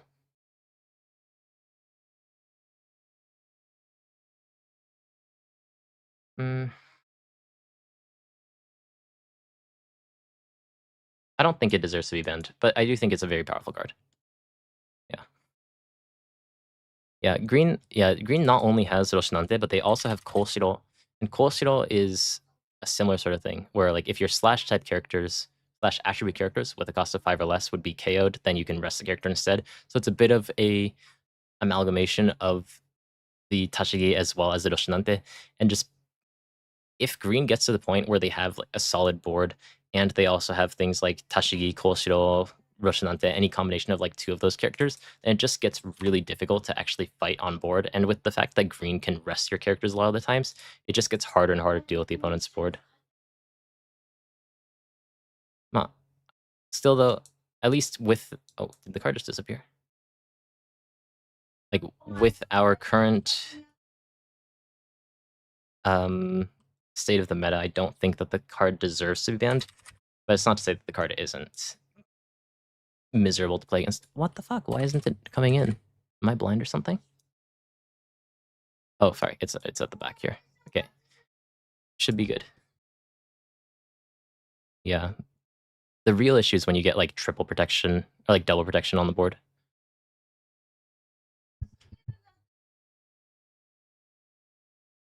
Sensitive protection, the banning any given card wouldn't solve the issue, but Tashigi is, yeah, that's true. Like, green is the sort of everything color in the way that black is also sort of the everything color, where you just put in all of the good cards and they either work together or they don't. Decks that they all work together are things like Bonnie, and decks that they don't work together would be something like, Jinbe or something. And if you play one of those decks, also Red Green Smoker is another deck that just kind of works well together, but in Red Green Smoker, this card's much easier to play.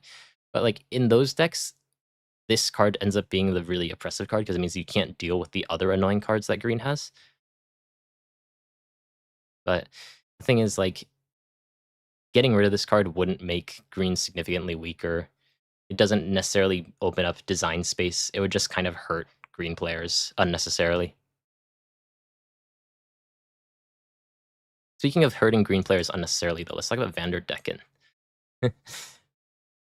I think that there's an argument, not now, likely not ever, but there is an argument to get rid of this card in the same way that they got rid of, was it Kabaji? This card is a banned card because if you have a Moji on the field, you can draw one, trash one, and it allowed Nami to play in a way where she doesn't have to hit the opponent's characters or board. She just basically plays solitaire, and that was just not fun to play against. And by this card not existing, they're allowed to make other blue cards that draw without making a problem in blue Nami. So it's kind of like making blue Nami weak so that the color blue can be strong as a whole.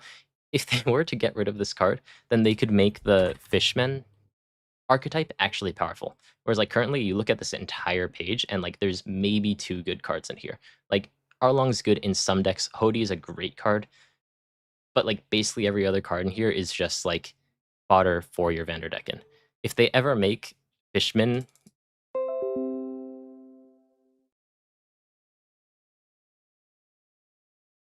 okay, I don't know what's happening to you guys. I'm sorry about the stream. Man, it was just as I was wrapping up my point too. I don't know how far you guys got it, but yeah, I got VANDER DECKEN. Basically what I was trying to say is that if they ever want to make Fishman good, then this is a problem card. But currently, it's not something that's actually worth thinking about yet. It's just something funny if they were to ever get rid of this card. Oh. Okay. 1 second, though. I'll be back. With the camera. All of my tech is today.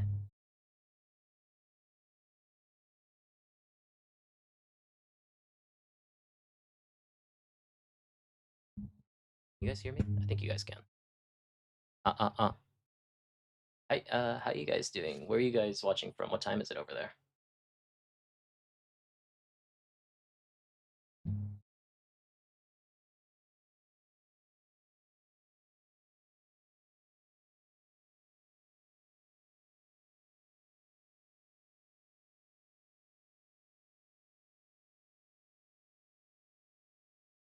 Actually, was,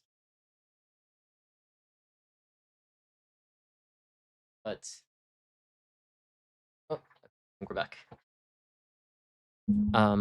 But it will sort of forever be a meme card as long as the Fishman archetype as a whole kind of sucks. You're in Tokyo? Nice. Germany. Yeah, it's oh, that's true. All of the Europeans are waking up. Good luck if you guys are in the finals or if you're just chilling at finals for I don't know if there's side events, but you know, I hope you guys are having a nice day. And if you are on the western side of the world, more west, I guess. Everything's west for Japan. North America, South America, then you know, I appreciate you guys breaking your sleep schedule to be here. Okay, we're back. Let's finish off green. 8-cost Kid is another card that I have a feeling, like Red Rock, is going to be one of the ones that they quietly rotate out. But I feel like the hole that 8-cost Kid would leave would be very large because green as a whole has kind of played around this card for such a long time. Thank you, Cardi Kaizoku. I very much appreciate the $5 donation. What do you think about 8-cost Kid? Do you think this card should be banned, Kaizoku? I don't know if I should call you Kaizoku or Car. Like, I don't think that this card needs to be banned right now, but I have another kind of follow-up question. Does this card need to be rotated? Hard Zilka. Okay. Yeah, like 8-cost Kid recently has been kind of chill. Green Zoro, I don't think uses that card. There was a variant that used it early on. Bonnie like kind of revolves around the card in a way, so it like really hurt Bonnie. But the thing is, like, The thing with 8-cost Kid, it's just not an 8-cost Kid meta. Because the power line of all the characters right now is so high, and you have things like power reduction in Mole Pistol, it just makes it hard for you to actually set up 8-cost Kid. But every now and then, we have this meta where 8-cost Kid sucks, and then after a while, what ends up happening is that the meta gets like smaller and smaller to the ground. People play these more aggressive decks like Red Zoro, like Bella Betty, and then 8-cost Kid comes back, and there's like, actually, you're not allowed to play the game. Yes, that changed a little bit with the advent of Mole Pistol, but 8-cost Kid is one of those like omnipresent cards that has always existed as an answer to the meta and never really been the focal point of the meta. I don't like. I hope that they don't not ban. I hope that they don't rotate this card because I like the fact that green always has this potential answer to the meta that's not as oppressive as something like 7-cost Buggy, but has to change the way that the opponent plays or builds their deck to respect this card should it come into the meta. I really like this card, so I'm not going to touch it at all, but I can understand people who feel frustrated by the card because it's always been a very powerful card, though. But like it's one of the only powerful cards left from OP01, so it feels like a shame to let it go.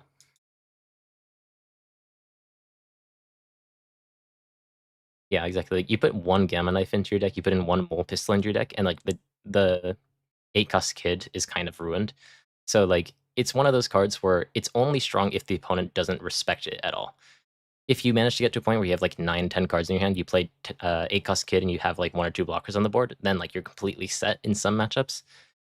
But the second that the opponent's just like has a generally good way to deal with 8-cost Kid, the card kind of sucks. So it's always been a meta card, and I don't think that'll end up changing.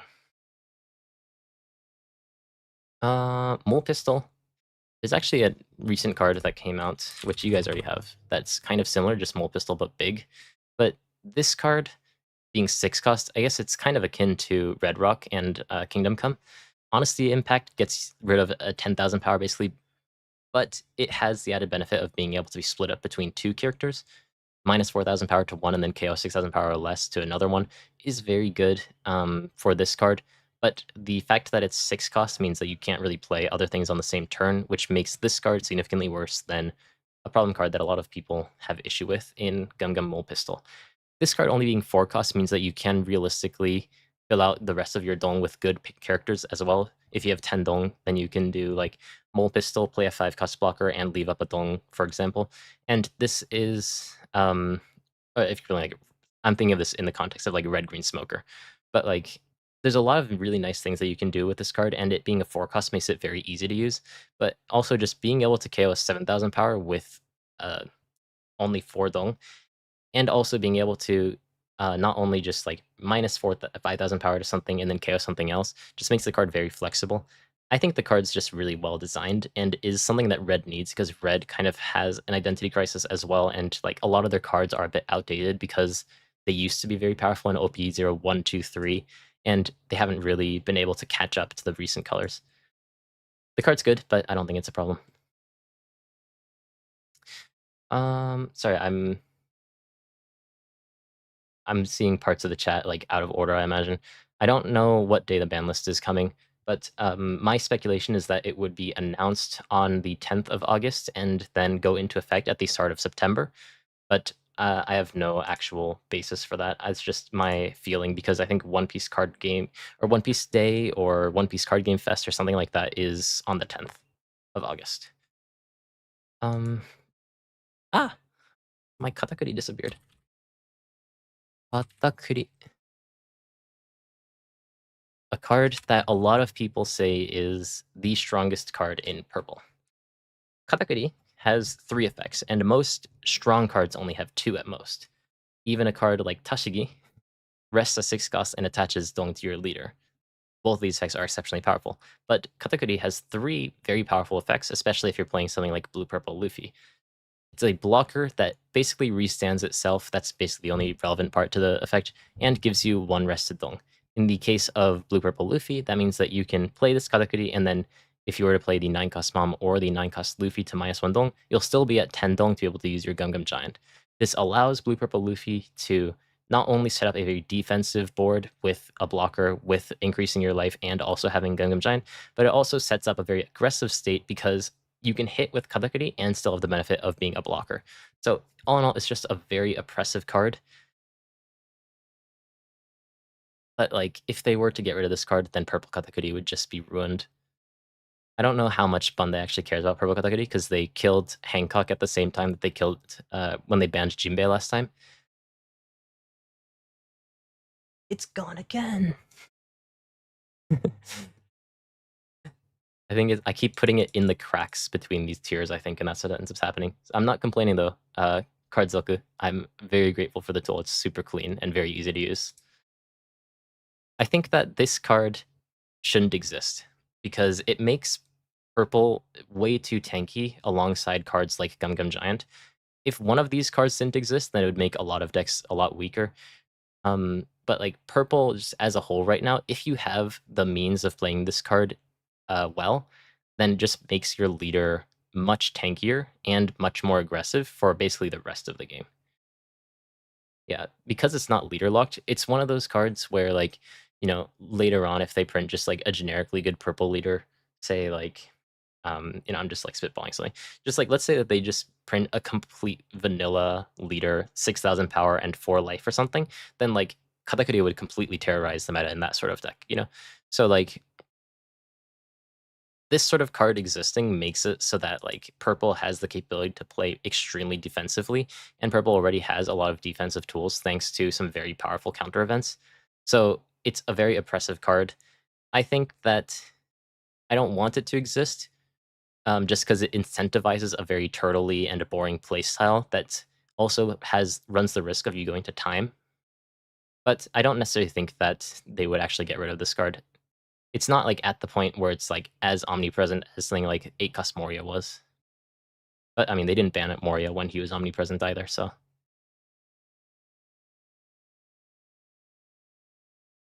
Yeah, if it was, yeah, exactly. If this card was locked to Big Mom Pirates, then I think it'd be very good. It's still a problem in Katakuri, don't get me wrong, because you can technically play this for a 2-dong through this Katakuri.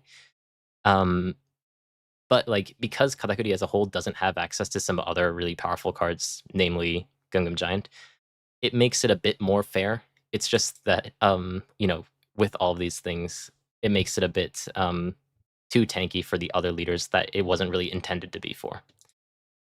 Okay. Pre-ban Roger. I have a bit of a hot take on Roger. Um, I don't know how good he is. I think that like I've tested a couple of games with him, and like they keep showing support for him that makes him stronger.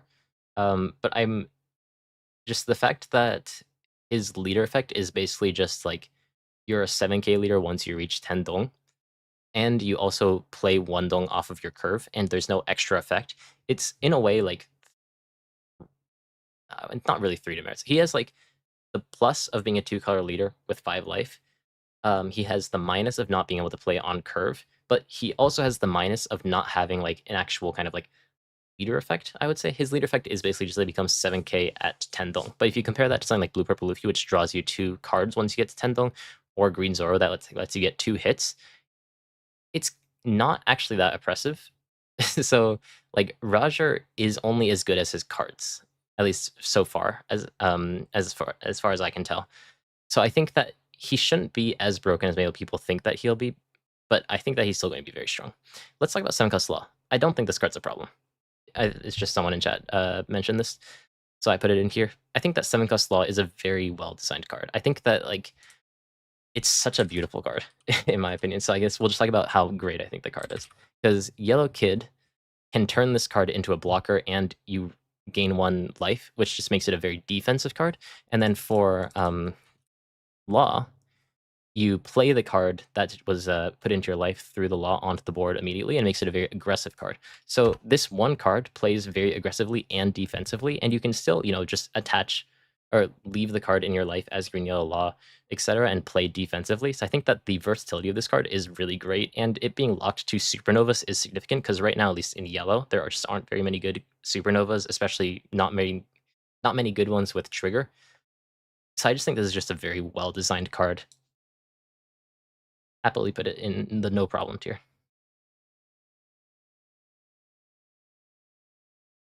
Yeah, Shanks is or Roger is kind of like Shanks 2.0. But yeah, I think though. But like, I mean, that being said, like Shanks did have its moment in OP10 where it was very powerful. We have some kind of awkward cards left. Why did we end up leaving these ones? They're just kind of ones that we couldn't have. We didn't have much to talk about. Let's talk about Conqueror's Haki. Are there any other Rayleigh cards we want to talk about? Hmm. Hmm, hmm, hmm, hmm. Da, da, da, da. 80. All right, pulling up my video again. Just look at it like a generic Rayleigh list. Yeah, this is pretty generic. Rayleigh is like Rayleigh has the really powerful card in the OP12 Luffy, which yeah, I already know if I look up Luffy, nothing's gonna come up. This Luffy, that's crazy. You type Luffy only for OP12 and still 6 cards come up. But so basically, this is a 4-cost 6,000, which on play lets you play a 3,000 power or less and attach a Dong card. So it just has so much value baked into one card. Where like if you were to kill this card, then like the deck would just immediately die. So like I'll just put this here immediately because it's a exceptionally powerful card, but it's only powerful in Rayleigh, and if you were to lose this card, then the deck would be dead. But if we look at the other cards that exist in this deck, you know, there's a lot of pieces. Like we have the Hancock, which is basically a searcher to find this Luffy, and it has a very powerful effect. I think this Hancock is crazy strong.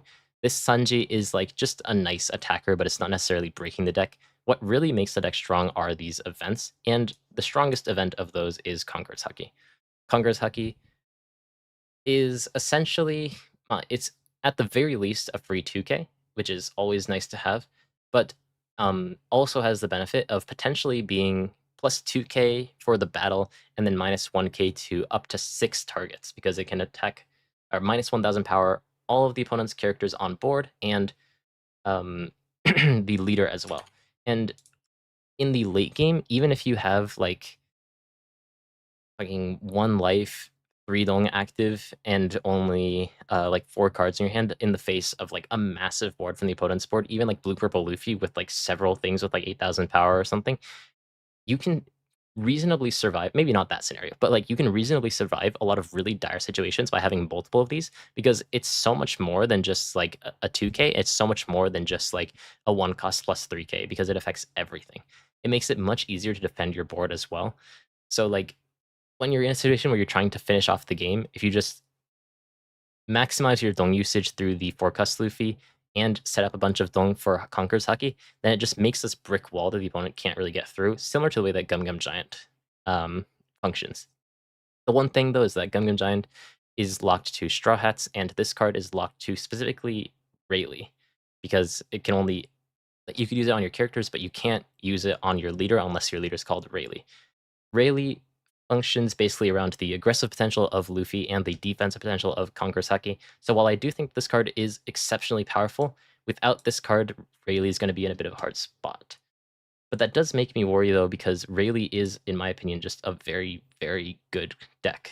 And if they were to not hit this deck, then there is the potential that it is very powerful in the next coming meta. I think, though, personally, I think that it's fine to let this deck go wild a little bit. Like, the reason why I don't want Green Zoro to be at the front of the meta is because there's very little counterplay to how he likes to play the game, where he just rests your character, hits into it, and your leader at the same time. Whereas Rayleigh, there's a lot of decks that he has a bad matchup into, but just the speed of the deck makes it very difficult to play, first of all, but also there's a lot of ways that the opponent can play around it as well. I think that Red Rayleigh also being able to deal with Green Zoro could be healthy for the meta. So I think that although Rayleigh is powerful, I don't see them affecting or hitting the leader at all, especially not one set after it came out.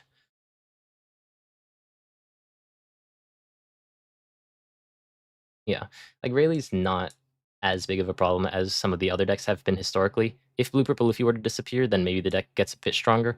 But Blue Purple Luffy wasn't a bad matchup for Rayleigh to begin with. So it really just depends on his matchups in the future. I think that just Rayleigh currently has good matchups, which is why the deck is good. But it's not necessarily that like Rayleigh as a deck is broken and commands respect in the same way that Green Zoro or Blue Purple Luffy do.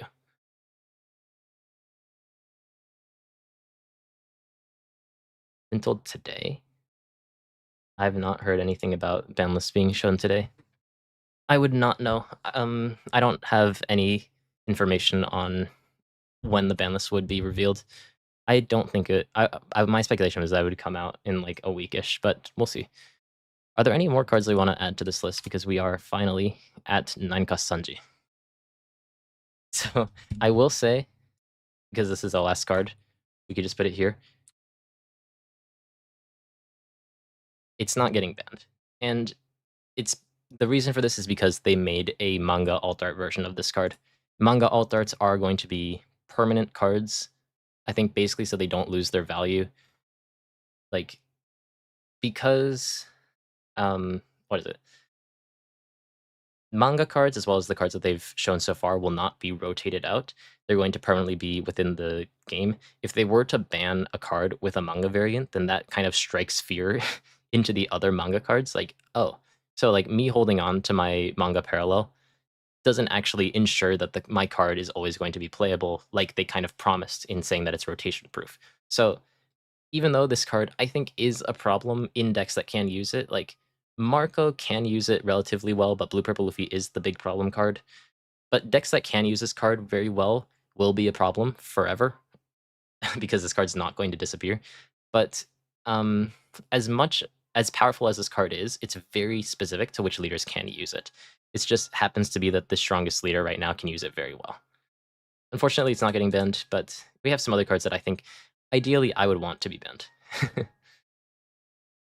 Oh, the events are not mangas.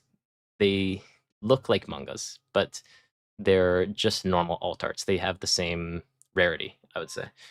Like, you have the same odds of finding, what was it from OP11? Like you have the same odds of finding an 8 cost Katakuri parallel as you do as for finding like the Dead Man's Game parallel, for example. Both these cards, although the Dead Man's Game parallel is like super shiny, looks like a manga panel, is the same rarity tier as any normal alt art. Yeah. So I think, hold on. Let me see if I can pull up the list.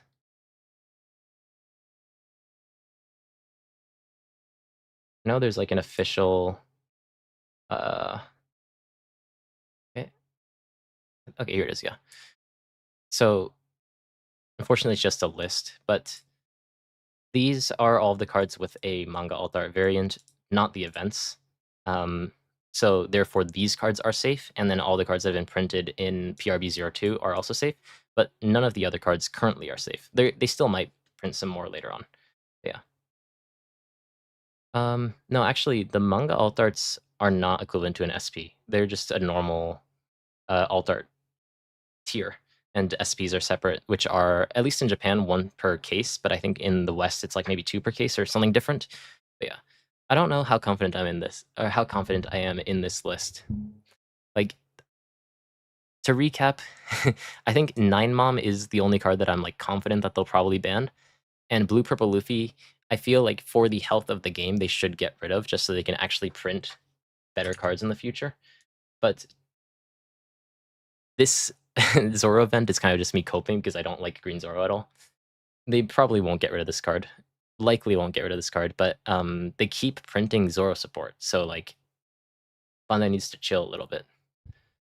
Yeah. Like if you have really aggressive tools like this, then like someone in chat, I don't know if you're talking about this specifically, but like for example, a 4-life leader really struggles if Zoro has the capability of being able to hit 3 times in a turn. So just having that threat always as something to consider that comes out so easily, and it's so powerful thanks to your leader effect, I don't like this card. Gum Gum Giant should be banned. I will say this for people who joined a bit late. This card should be banned. It would make a lot of the meta feel more whole because it would keep Green Purple Luffy in check as well. But because this just got reprinted in PRB, and the fact that like, I mean, mainly just that it's been reprinted in PRB, and that I think that 9 cost Mom is going to be the one that they ban. I don't think that they would actually target this card currently, but we'll have to see what they do in the future. Pudding, I think, is a problem card. I want it gone because it warps the way that you have to play the game, but I don't think that that's Bandai's approach to the game. I think that what Bandai would end up do that, which is their like track record recently, is to print a similar card for other colors. You know, they have like they've been kind of printing out Gum Giant variants. Like if you think about it, Conqueror's Haki is a similar sort of event to Gum Giant and just having a stupid powerful one cost counter event. There's also Ice Block Pheasant Peck, which is more 1-to-1, something like Gum Giant.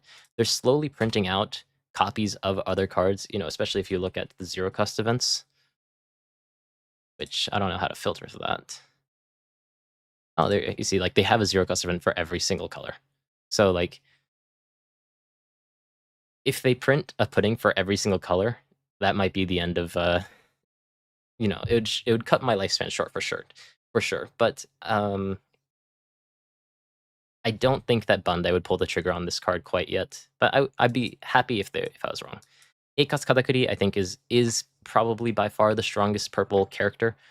So I want it gone, but the fact that it's been printed very recently, and the fact that I think that they're going to be getting rid of 9-Mom instead, makes so that, at least in the hierarchy, this card is a bit... I guess it's not as powerful as 9-cost Mom, but like looking at the other sort of generic purple cards, this card not having a leader lock, this card having 3 effects on one card, just makes it very difficult to deal with for a lot of decks and makes purple as a whole very tanky. Yeah. Can we ban Emu in advance?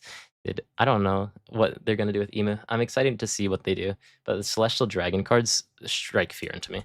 Like, if they actually make a viable Celestial Dragon card, like, the only reason why this card... Oh, fuck. You guys can still read the fact, yeah. The only reason why this card sucks is because Celestial Dragons suck.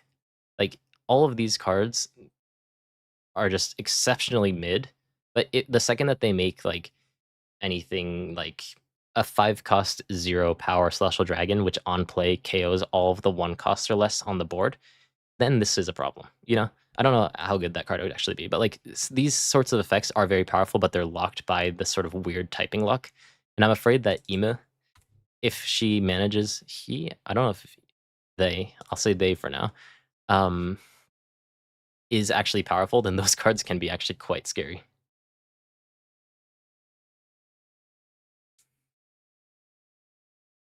Am I going to stream post-ban?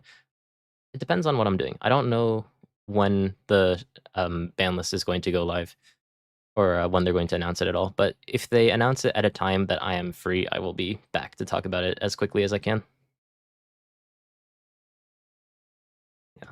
Yeah, I think that UP Luffy is a problem. But if we look at, for example, when Sakazuki was banned, they didn't just ban Sakazuki, they also banned Great Eruption.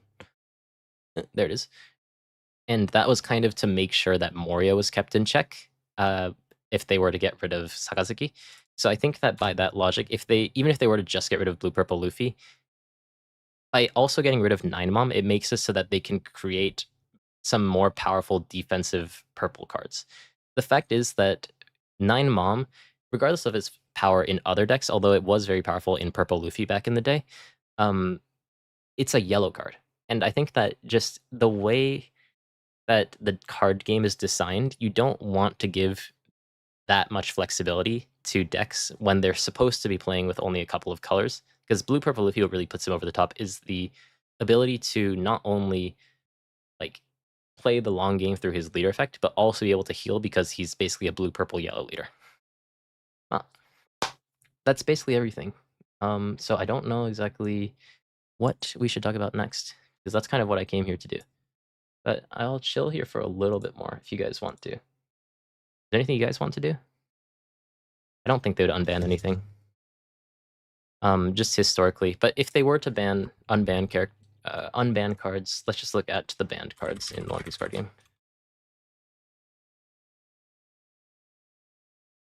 Like, we could do a bit of speculation here. If cards were to be unbanned, which cards would they unban? Go from the top, recent cards. Moria, I think there's all of the ones from the most recent ban wouldn't be unbanned. But in terms of cards that I think can come back, I don't think Moria should come back because they're printing alternatives to Moria recently, like the new 6-cost Moria, like the new 8-cost Dragon. There's a couple more. 6-cost Helmeppo, kind of cards like this that can summon other powerful cards from your trash so that you don't have to rely on this generic 8-cost. I don't think this card should come back and doesn't really have a place anymore as more unique options are being printed to kind of fill the hole that he left. Jinbei, I think, should come back. The deck wasn't even that powerful when when Blue Doflamingo wasn't that powerful when Jinbei was banned. It's just kind of like a drive-by fuck you to all of the blue players who just enjoyed playing a couple of small characters every turn, and then they replaced that with a leader, blue-purple Luffy, which plays a lot of big characters per turn. I think this card should come back, but like even if it comes back, it doesn't necessarily make Blue Doflamingo viable. I don't think... Yeah, Jinbei was not the ban for that deck for sure. Like, I think that 2-cost Teach would have been the much better ban. Ice Age should stay banned. Ice Age just generates so much value for so little cost that a lot of the game swings on if you can draw Ice Age or not on very specific turns. There's like, if you're going second on 8 Dong, if you have the 7-cost Teach, not 7-cost Teach, 7-cost Jack as well as Ice Age to be able to KO an 8-cost, or if you're playing Lucia 9-cost, that's such a massive tempo swing that like Ice Age existing is just one of those cards where like you have a higher chance of winning per the number of Ice Ages that you draw. So I think that this card shouldn't exist. And it took me a while to realize that because I was just so used to this card being in the game since OP02. Kingdom Come didn't deserve its ban. Let's move on. Red Purple Law, I don't think should come back. Like Red Purple Law, they've especially recently, they've been printing what's it called? I guess they are just called Law, aren't they? With Purple Yellow Roshinante, they've been printing a lot of new law cards like this 4-cost Law, and like if Law was able to use this card, Red Purple Law was able to use this Law, for example, I think there'd be a lot of problems. So I think it's for the better that that card doesn't exist because it means that they're allowed to print some other interesting cards, and we're slowly starting to see that come to fruition. So I think that this card should forever remain banned because being able to bottom a character and play a 4-cost for only -3 dong was just far too powerful for the number of ways that Red Purple Law had to regain the dong and just play very efficiently with the board that it has. NES Lobby. I think this kind of falls into a similar sort of category as Ice Age, where like if you draw this on turn 1, your entire game is different because this card is world government type, meaning that it's not searchable off of anything currently in the game. You had no means of finding this effectively except for just mulliganing hard for it. And if you were to find it, then basically your entire game was like 20% easier. And if you didn't have it, then you could still technically win the game, but you just had to play a lot more tricky, I would say. So I think that this card should remain banned just because it's another one of those cards like Ice Age where the difference between drawing and not drawing it is so massive that like it feels bad for both sides when either of those outcomes happen. Sakazuki. Yeah, NES Lobby is dumb. Yeah, like the thing is we have, I mean, yes, it's a -1, but what's it called again? I know it's in what it is in English, but it's the -1 cost stage. Type stage. Is it like world government or something? No, it's not. Navy. Thank you. Like, so this card exists, which technically on the turn that it's played is a -2 cost, and it only costs 1, so it's a lot easier to use, but this card's basically never been played. I think there was a very brief time where this was used in some deck. But this card is a Navy card, and the activate main effect isn't very influential. So the difference between having and not having this card isn't as big of a swing as NES Lobby, which is not searchable, and you can also trigger the card, and then you'd be like, first, like they don't hit, or they don't play their character on turn, sorry, they don't play their stage on turn 1, and you feel like, yes, let's go, and you hit 5k into leader, and they're like, your stage, like, this card just felt really bad to play into because of how swingy it was. So this card should remain banned. Sakazuki, I think, can come back. Maybe this is a bit of a hot take, but I think that Sakazuki in the current meta would be like C tier. I think that recently, back then, basically all the decks played one character per turn on curve, and Sakazuki had the means of dealing with those characters on curve, which is what made the card so powerful. Recently, with all of the characters, you go like Rufitaro into Sangoro, or you go 9 Sanji into 9 Mom, or you go like Green Purple Luffy, Sanji&Pudding into 4 cost ZORO. There's so many different ways to play two things on the board that are really high in power, not to mention all of the cards that already exist right now that like increase your cost on board, that Sakazuki would struggle to like keep control of the board in the way that he used to. Even if Sakazuki existed right now, I don't think that he would necessarily be that strong, because he would be essentially just a 4-life Lucci with like a couple more tools. And like Houndblaze isn't as powerful in this meta as it was back in the day. And even if he can use things like Gravity Blade, that means that he's not really establishing his board and not really playing to his strength. So he is a bit awkward now. Not to say that he would be weak at all, because Lucci has a proven track record of surviving regardless of meta, but I don't necessarily think that he would be broken in the same way that I think that Law would be broken.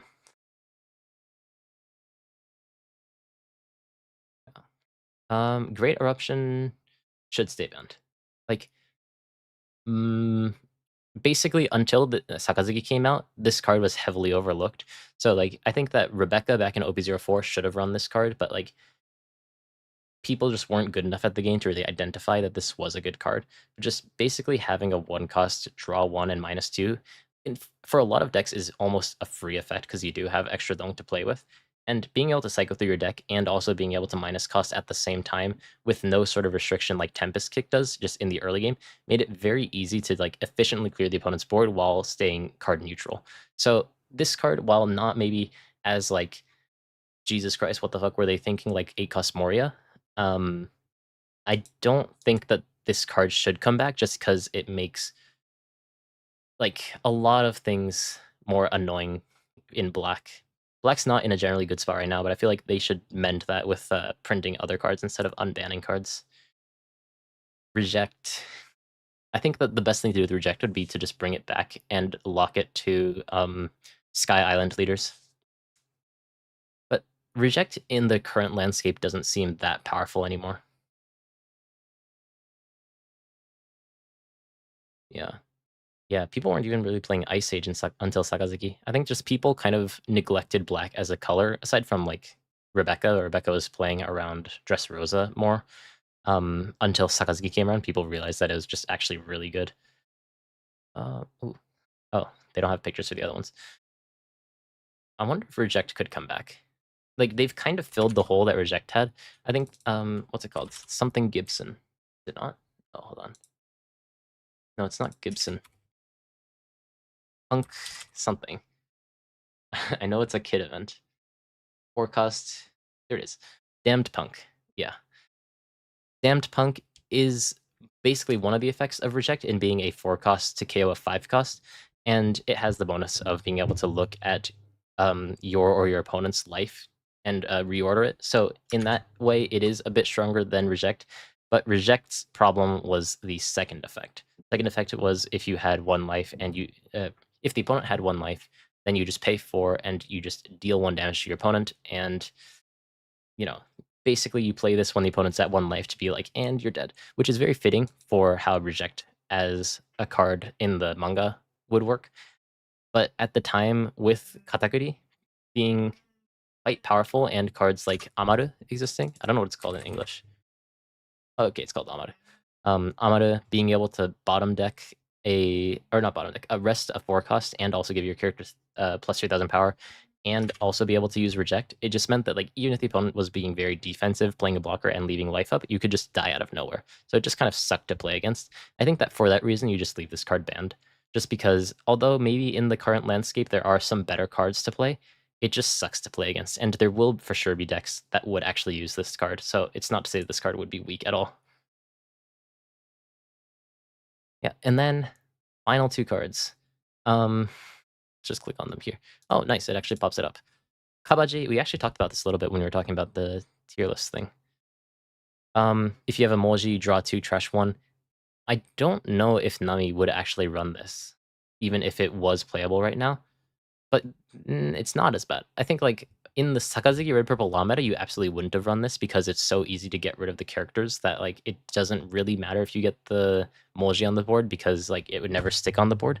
Same thing with Kabaji, you know, like even if you get that 2-draw 1 trash, you're using a lot of deck space to play it out. And for a while, we had so much removal in the game that those cards just didn't seem like it would be worth it, even if they existed. So people were like, just unban Kabaji because, like, you know, whatever. In the current meta, there isn't as much removal, so this card is actually better. But I don't think the card should be unbanned just because I think it's really funny. This card being the first card in the list of banned cards for the entire game's history is so funny because you're like, oh, dude, Moby Dick, dude, that's Whitebeard's boat. That's like one of the strongest pirates in the history. And then we have Kabaji, who's like a second-rate character on a third-rate pirate ship, which, okay, Buggy isn't third-rate. Okay, Buggy is very powerful. He's an emperor. But, like, Buggy is kind of like a meme even in the story, and this is like a meme within a meme, so I think it's just really funny that this card's banned. But looking at Moby Dick, should this card be unbanned? I think that until OP13, I would have thought that it would have been fine to potentially unban this. I think it would still make Whitebeard much more valuable than he is, and I think especially JCM being able to top even without, like even with Whitebeard in the current meta, means that you probably wouldn't want to unban this card. But the fact is that they are printing Whitebeard Pirate support in Red Blue Ace in the next set, and because Red Blue Ace is a 3-life leader, it's so easy to go down to 1 life, and it's so easy to defend yourself that if this card were to ever come back, it would make Red Blue Ace completely broken, I think. So for that reason, I don't think they can ever bring this card back.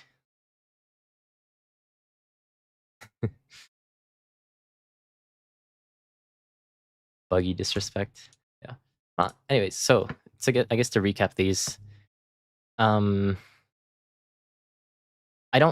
will say I don't think any of these cards should be unbanned, or I don't think any of the cards will be unbanned. But the cards that I would want to see unbanned would be, I wouldn't mind Reject coming back, but I don't think that card should be banned.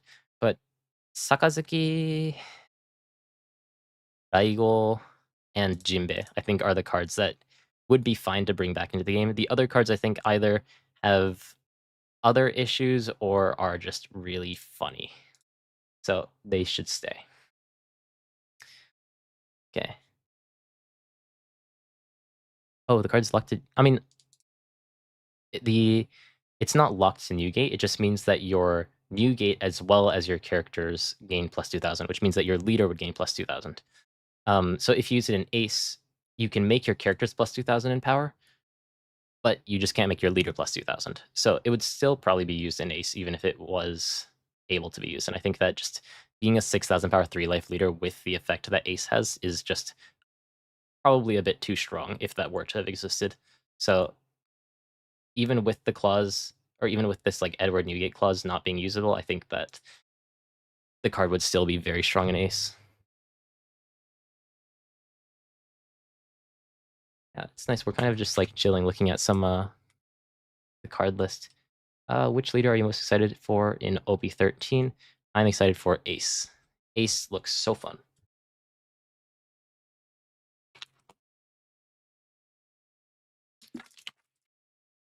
What do I think Emu will do as a leader? You know what would be quite powerful? Which I just thought of, so I haven't really thought this through. I'm exposing myself with my typing abilities. This Black Sakazuki, which has never been used, activate main once per turn, you can rest 3 Dong and then trash 1 card and then KO an opponent's character with 0 cost. If this effect was like a little bit cheaper to use, like for example, if it had, actually, no, Kurosu is a better example. Like Kurosu being able to flip your life and then KO a 0 cost. If Ima had an effect like that, then like these cards would be so scary, no? Like you minus 3 cost for exceptionally cheap, could even be cheaper if you have the stage, Mari Ijawa, which makes them minus 1 cost. If you had any sort of effect in your leader ability to get rid of a character for relatively cheap, then I think that these sorts of cards would be a problem. I don't know exactly what that deck would end up being like, but that would be a way to design it, I think. I think Sabo is actually really cool. Yeah, I have tested Ace. Actually, if my schedule doesn't get backed up, although I do still have to edit the video, the video on Ace should be coming out in 2 days, which I don't know for your timeline or time zone what that would end up being, but I think the deck, even with the current cards shown, which aren't very many, but even with the cards that are already in the game, would be quite powerful.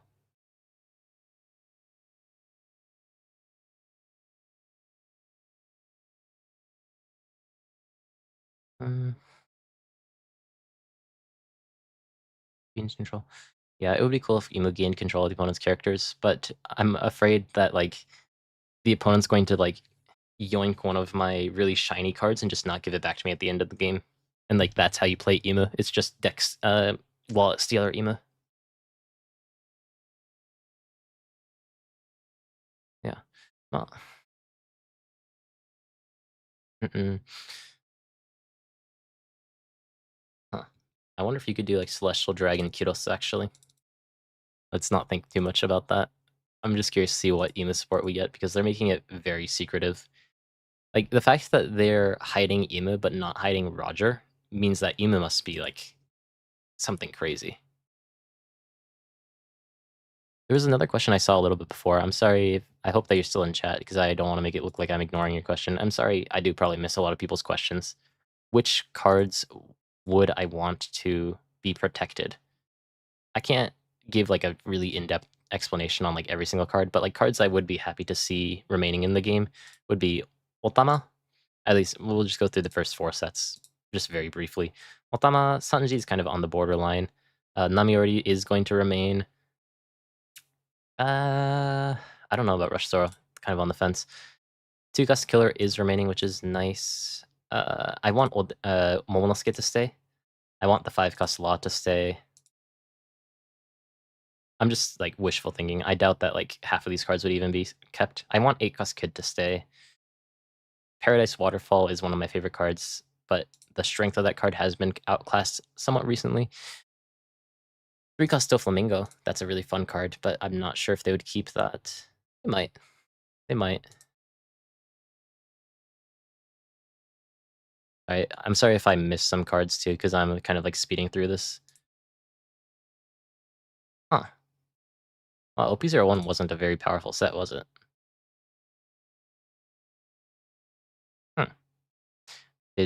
One of the funnest combos, funnest isn't a word, most fun combos back in OP01 was playing Kurozumi Sumimaru and Kurozumi Higurashi, and just making so that your blocker permanently couldn't be KO'd.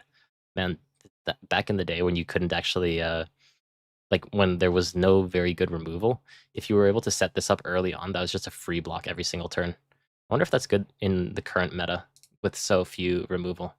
I doubt it's like actually fast enough, but that's a really fun combo. Good times, yeah, good times. Dadang is staying. We have confirmation of that. I'm glad of that. Ace has a manga variant, so he is staying. Makino. Makino is one of those cards that I wonder if this is actually one of the cards that was protected. I don't remember, but Makino is a solid card to keep. But it's another 2K that only specific deck archetypes use.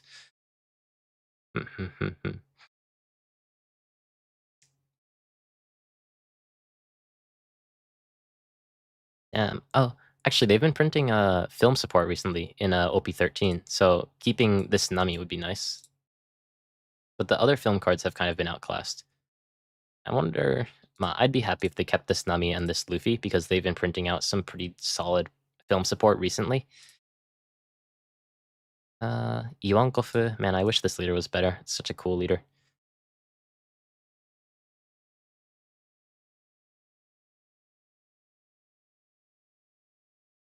But the cards are kind of mid, aren't they? Like it's Ivankov into 6-cost Luffy. That's very nice, but I don't know if they would really keep that. It's not like influential enough to want to keep. Mazeran could be an interesting card to keep though. I feel like it's one of those cards that they would decide to rotate out because they have never printed a card similar to it. Such a unique effect, and I feel like if they really liked this design, then they would have printed more cards like it. But maybe it's just like a bit oppressive and like one card's enough. I wouldn't mind this card staying though, just because it adds a different aspect to playing purple. It's generally purple recently just been playing like ramp, ramp, ramp, ramp, ramp, and like this card being able to play a bit lower is a pretty fun way to play purple. And sugar? Don't say that. I love sugar.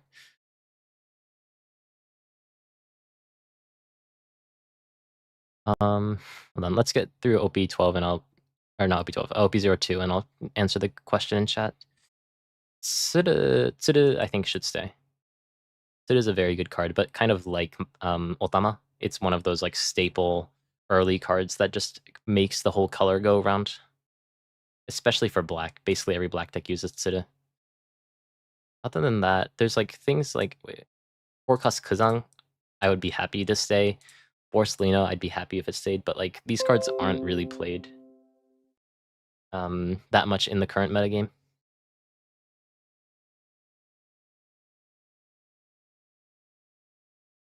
Yeah, Resource Destruction is a pretty dangerous card design. So I understand them being a bit tame with that, and I would understand if they were to get rid of that. Okay, hold on. The question, sorry. 1 second, my cat just walked into my room and is messing stuff up.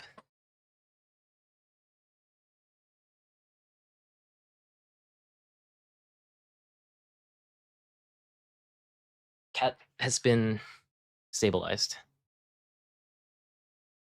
Kitty cam. The thing is, like, my my cat has the audacity to come like right within arm's reach of me, but if I try to like pet her, she'll like start attacking me.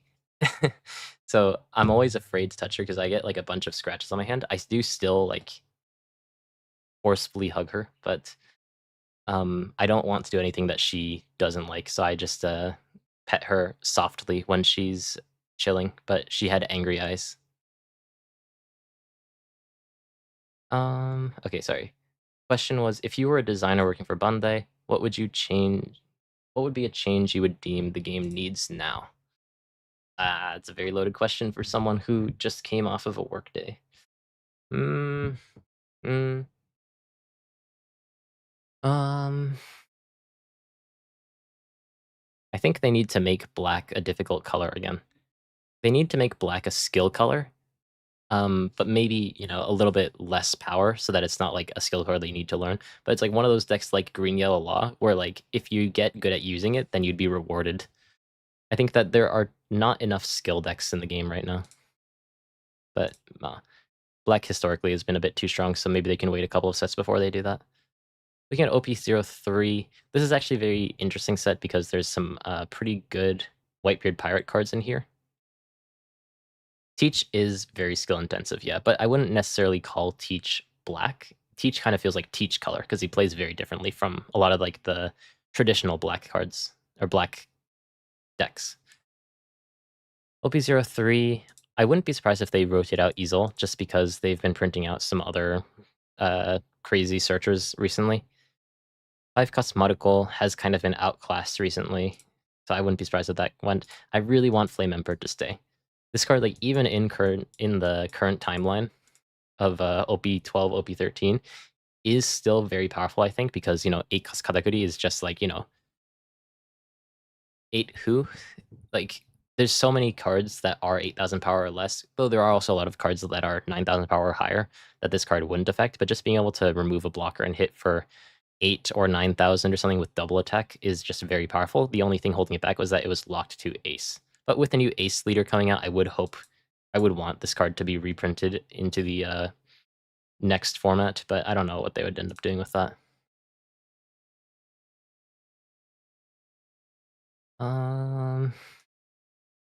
This East Blue archetype, all these old cards, like takes me back. Should they just reprint every single Nami card? I think the West would hate that. Actually, I guess there hasn't been too much of a Nami problem recently. They've already confirmed that they're reprinting Nojiko, but I think that reprinting Kaya. Oh, did they? I think they are reprinting Kaya. Like Kaya and like some of these events just to make Nami at least playable, but maybe play in a different way could be nice. Like just hold on to Gum Gum Giant Gavel or something, and then print some unique different cards so she can play in a different way. Maybe nice for her, but yeah, there's not much to say about that. Dun, dun, dun, dun. Oh, Bandai. Yeah, I wanted them to only ban, or not only ban, like not rotate out the leaders so that like you know, for example, Red Zoro. Sorry, I haven't been really looking at the leaders. I'm looking at the cards. But like Red Zoro, for example, hasn't really been viable for a while, but then came back into the meta because of the animal package. So like if you just have, for example, like I don't know, Iceberg is a terrible example, but like this Lucci or something, you know, black isn't an aggressive color. So like this card hasn't really been good since OB03. And back in OB03, it was pretty solid just because of how low in power the game was. But like the second that you make black an aggressive color, then maybe a card like this could shine just as like the only black aggressive, what's it called, deck. And just like having really old leaders come back with completely new archetypes would be very interesting and fun. So I think that like letting the leaders stay, but like choosing which cards would end up going out or staying would be a very interesting thing to do. I want this Ishield to stay though. I think that it's never been a super powerful card, but it's always been a fun card. And it has found its place in like the SC14 Black Luffy and stuff. So not a bad card. Yeah. Want to play Black Purple Luffy forever? Black Purple Luffy is a lot of fun. Yeah. I wonder if they would keep like these searchers. It's hard to know like what their design philosophy is because they print a bunch of searchers recently. But like, man, you look at brand new compared to like any of the new searchers, like the one cost Lilith that searches for a not Vegapunk, Egghead card and also has trigger for only one cost, and the one cost Garp that searches any 3 cost or higher if your leader is Ace, Sabo, or Luffy. Just compared to like brand new, which is 2 cost and also only looks at 3 cards, although like dropping cards in your trash is relevant, feels like it's a bit behind its time. So maybe I wouldn't be surprised if they were to like rotate this out and then print a new card, which is like a 1 cost 2000 with the same effect. Like that's something I can see happening.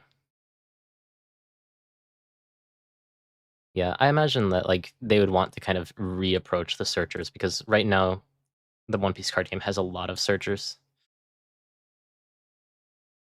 Any other cards here? Man, I mean, you can always use Sogeking, but I don't remember the last deck that used Sogeking actually. 8 cost Katakuri is quite nice. I would be happy if this stayed just because it's like an 8 cost that gets rid of an 8 cost sounds broken, but because you have to send it to life, it makes it pretty interesting to play around. It may be a little bit overtuned, but like it's not problematic in the same way that a lot of the other cards are.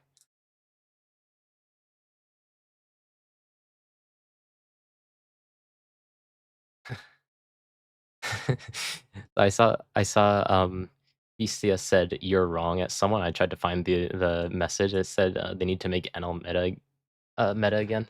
I think just the you're wrong response is so funny to that.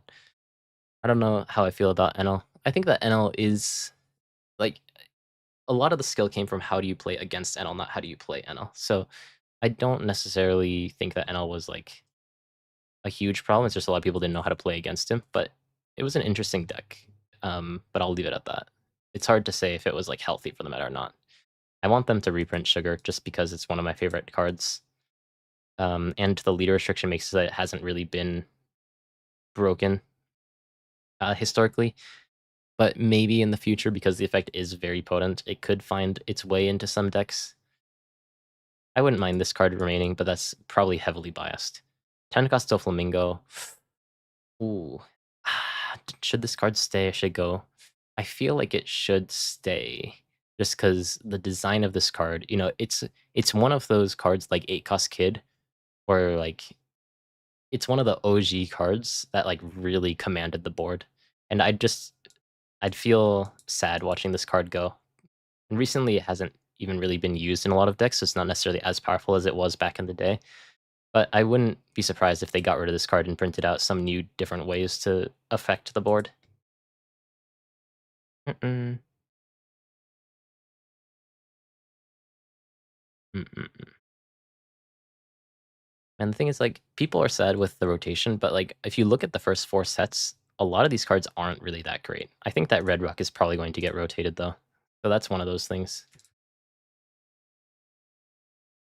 Sabo is staying. We have confirmation of that. There were also like Stadium Coliseum is saying the Dressrosa cards are just very weirdly designed.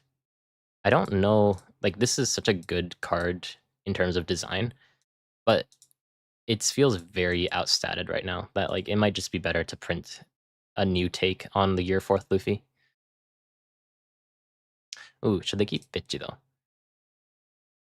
There's a lot of really strong yellow 2Ks now. I don't even know how influential this card is. I think that it's fine to rotate this card out though, just because like it's one of those annoying cards that you really just hate to see, and like user experience is important. Like I don't know. I think it's a cool idea, but it feels really bad to play against. I don't know. I wouldn't be surprised either way though. Otherwise, Yamato. Thing is, like yellow control recently just hasn't been great, and this condition isn't super easy to meet because you have to be at 1 or less. So like it's historically only been an NL card or Vegapunk card.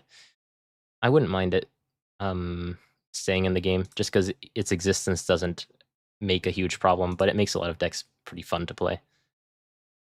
Ooh, this card has never been played. Rosnante would be nice to keep though. I think it's been outclassed recently, but thematically, I'm sure that like there are some metas where this card is good. So having this option would be nice for green. Yamato and Kuma have kind of different roles. Like Kuma is just a heal one, but it's cheaper. But Yamato being able to KO on the opponent's board basically is like a +2 because you gain 1 life, which can absorb an attack, and you KO 1 character, which absorbs another attack. Whereas Kuma, they need to actually clear Kuma to get the +2 on life. So they're a bit different in design. But yeah, Kuma is just a generically powerful yellow card, and Yamato has a lot more setup required. Yeah. Da-da-da. There are some SC cards too, but I feel like there isn't too many relevant cards in here. This Rush Luffy, I'd be surprised if they got rid of just because of it's like iconic, one of the first cards ever printed. Worst generation. Oh, this takes me back. Man, we have confirmation that Bonnie's staying. I actually don't know how far the STs go. Man, these cards kind of suck, don't they? Like none of these cards except for Bonnie and Beige effectively are used. Like this card is used in Law, and it's a good card in Law, but it's only good in Law. This card sometimes sees play at like 1 to 2 copies, but it's not really been great. And this, oh true, it has the Oda signature card. Yeah, no, they can't get rid of that card. It's these start decks have not aged very well.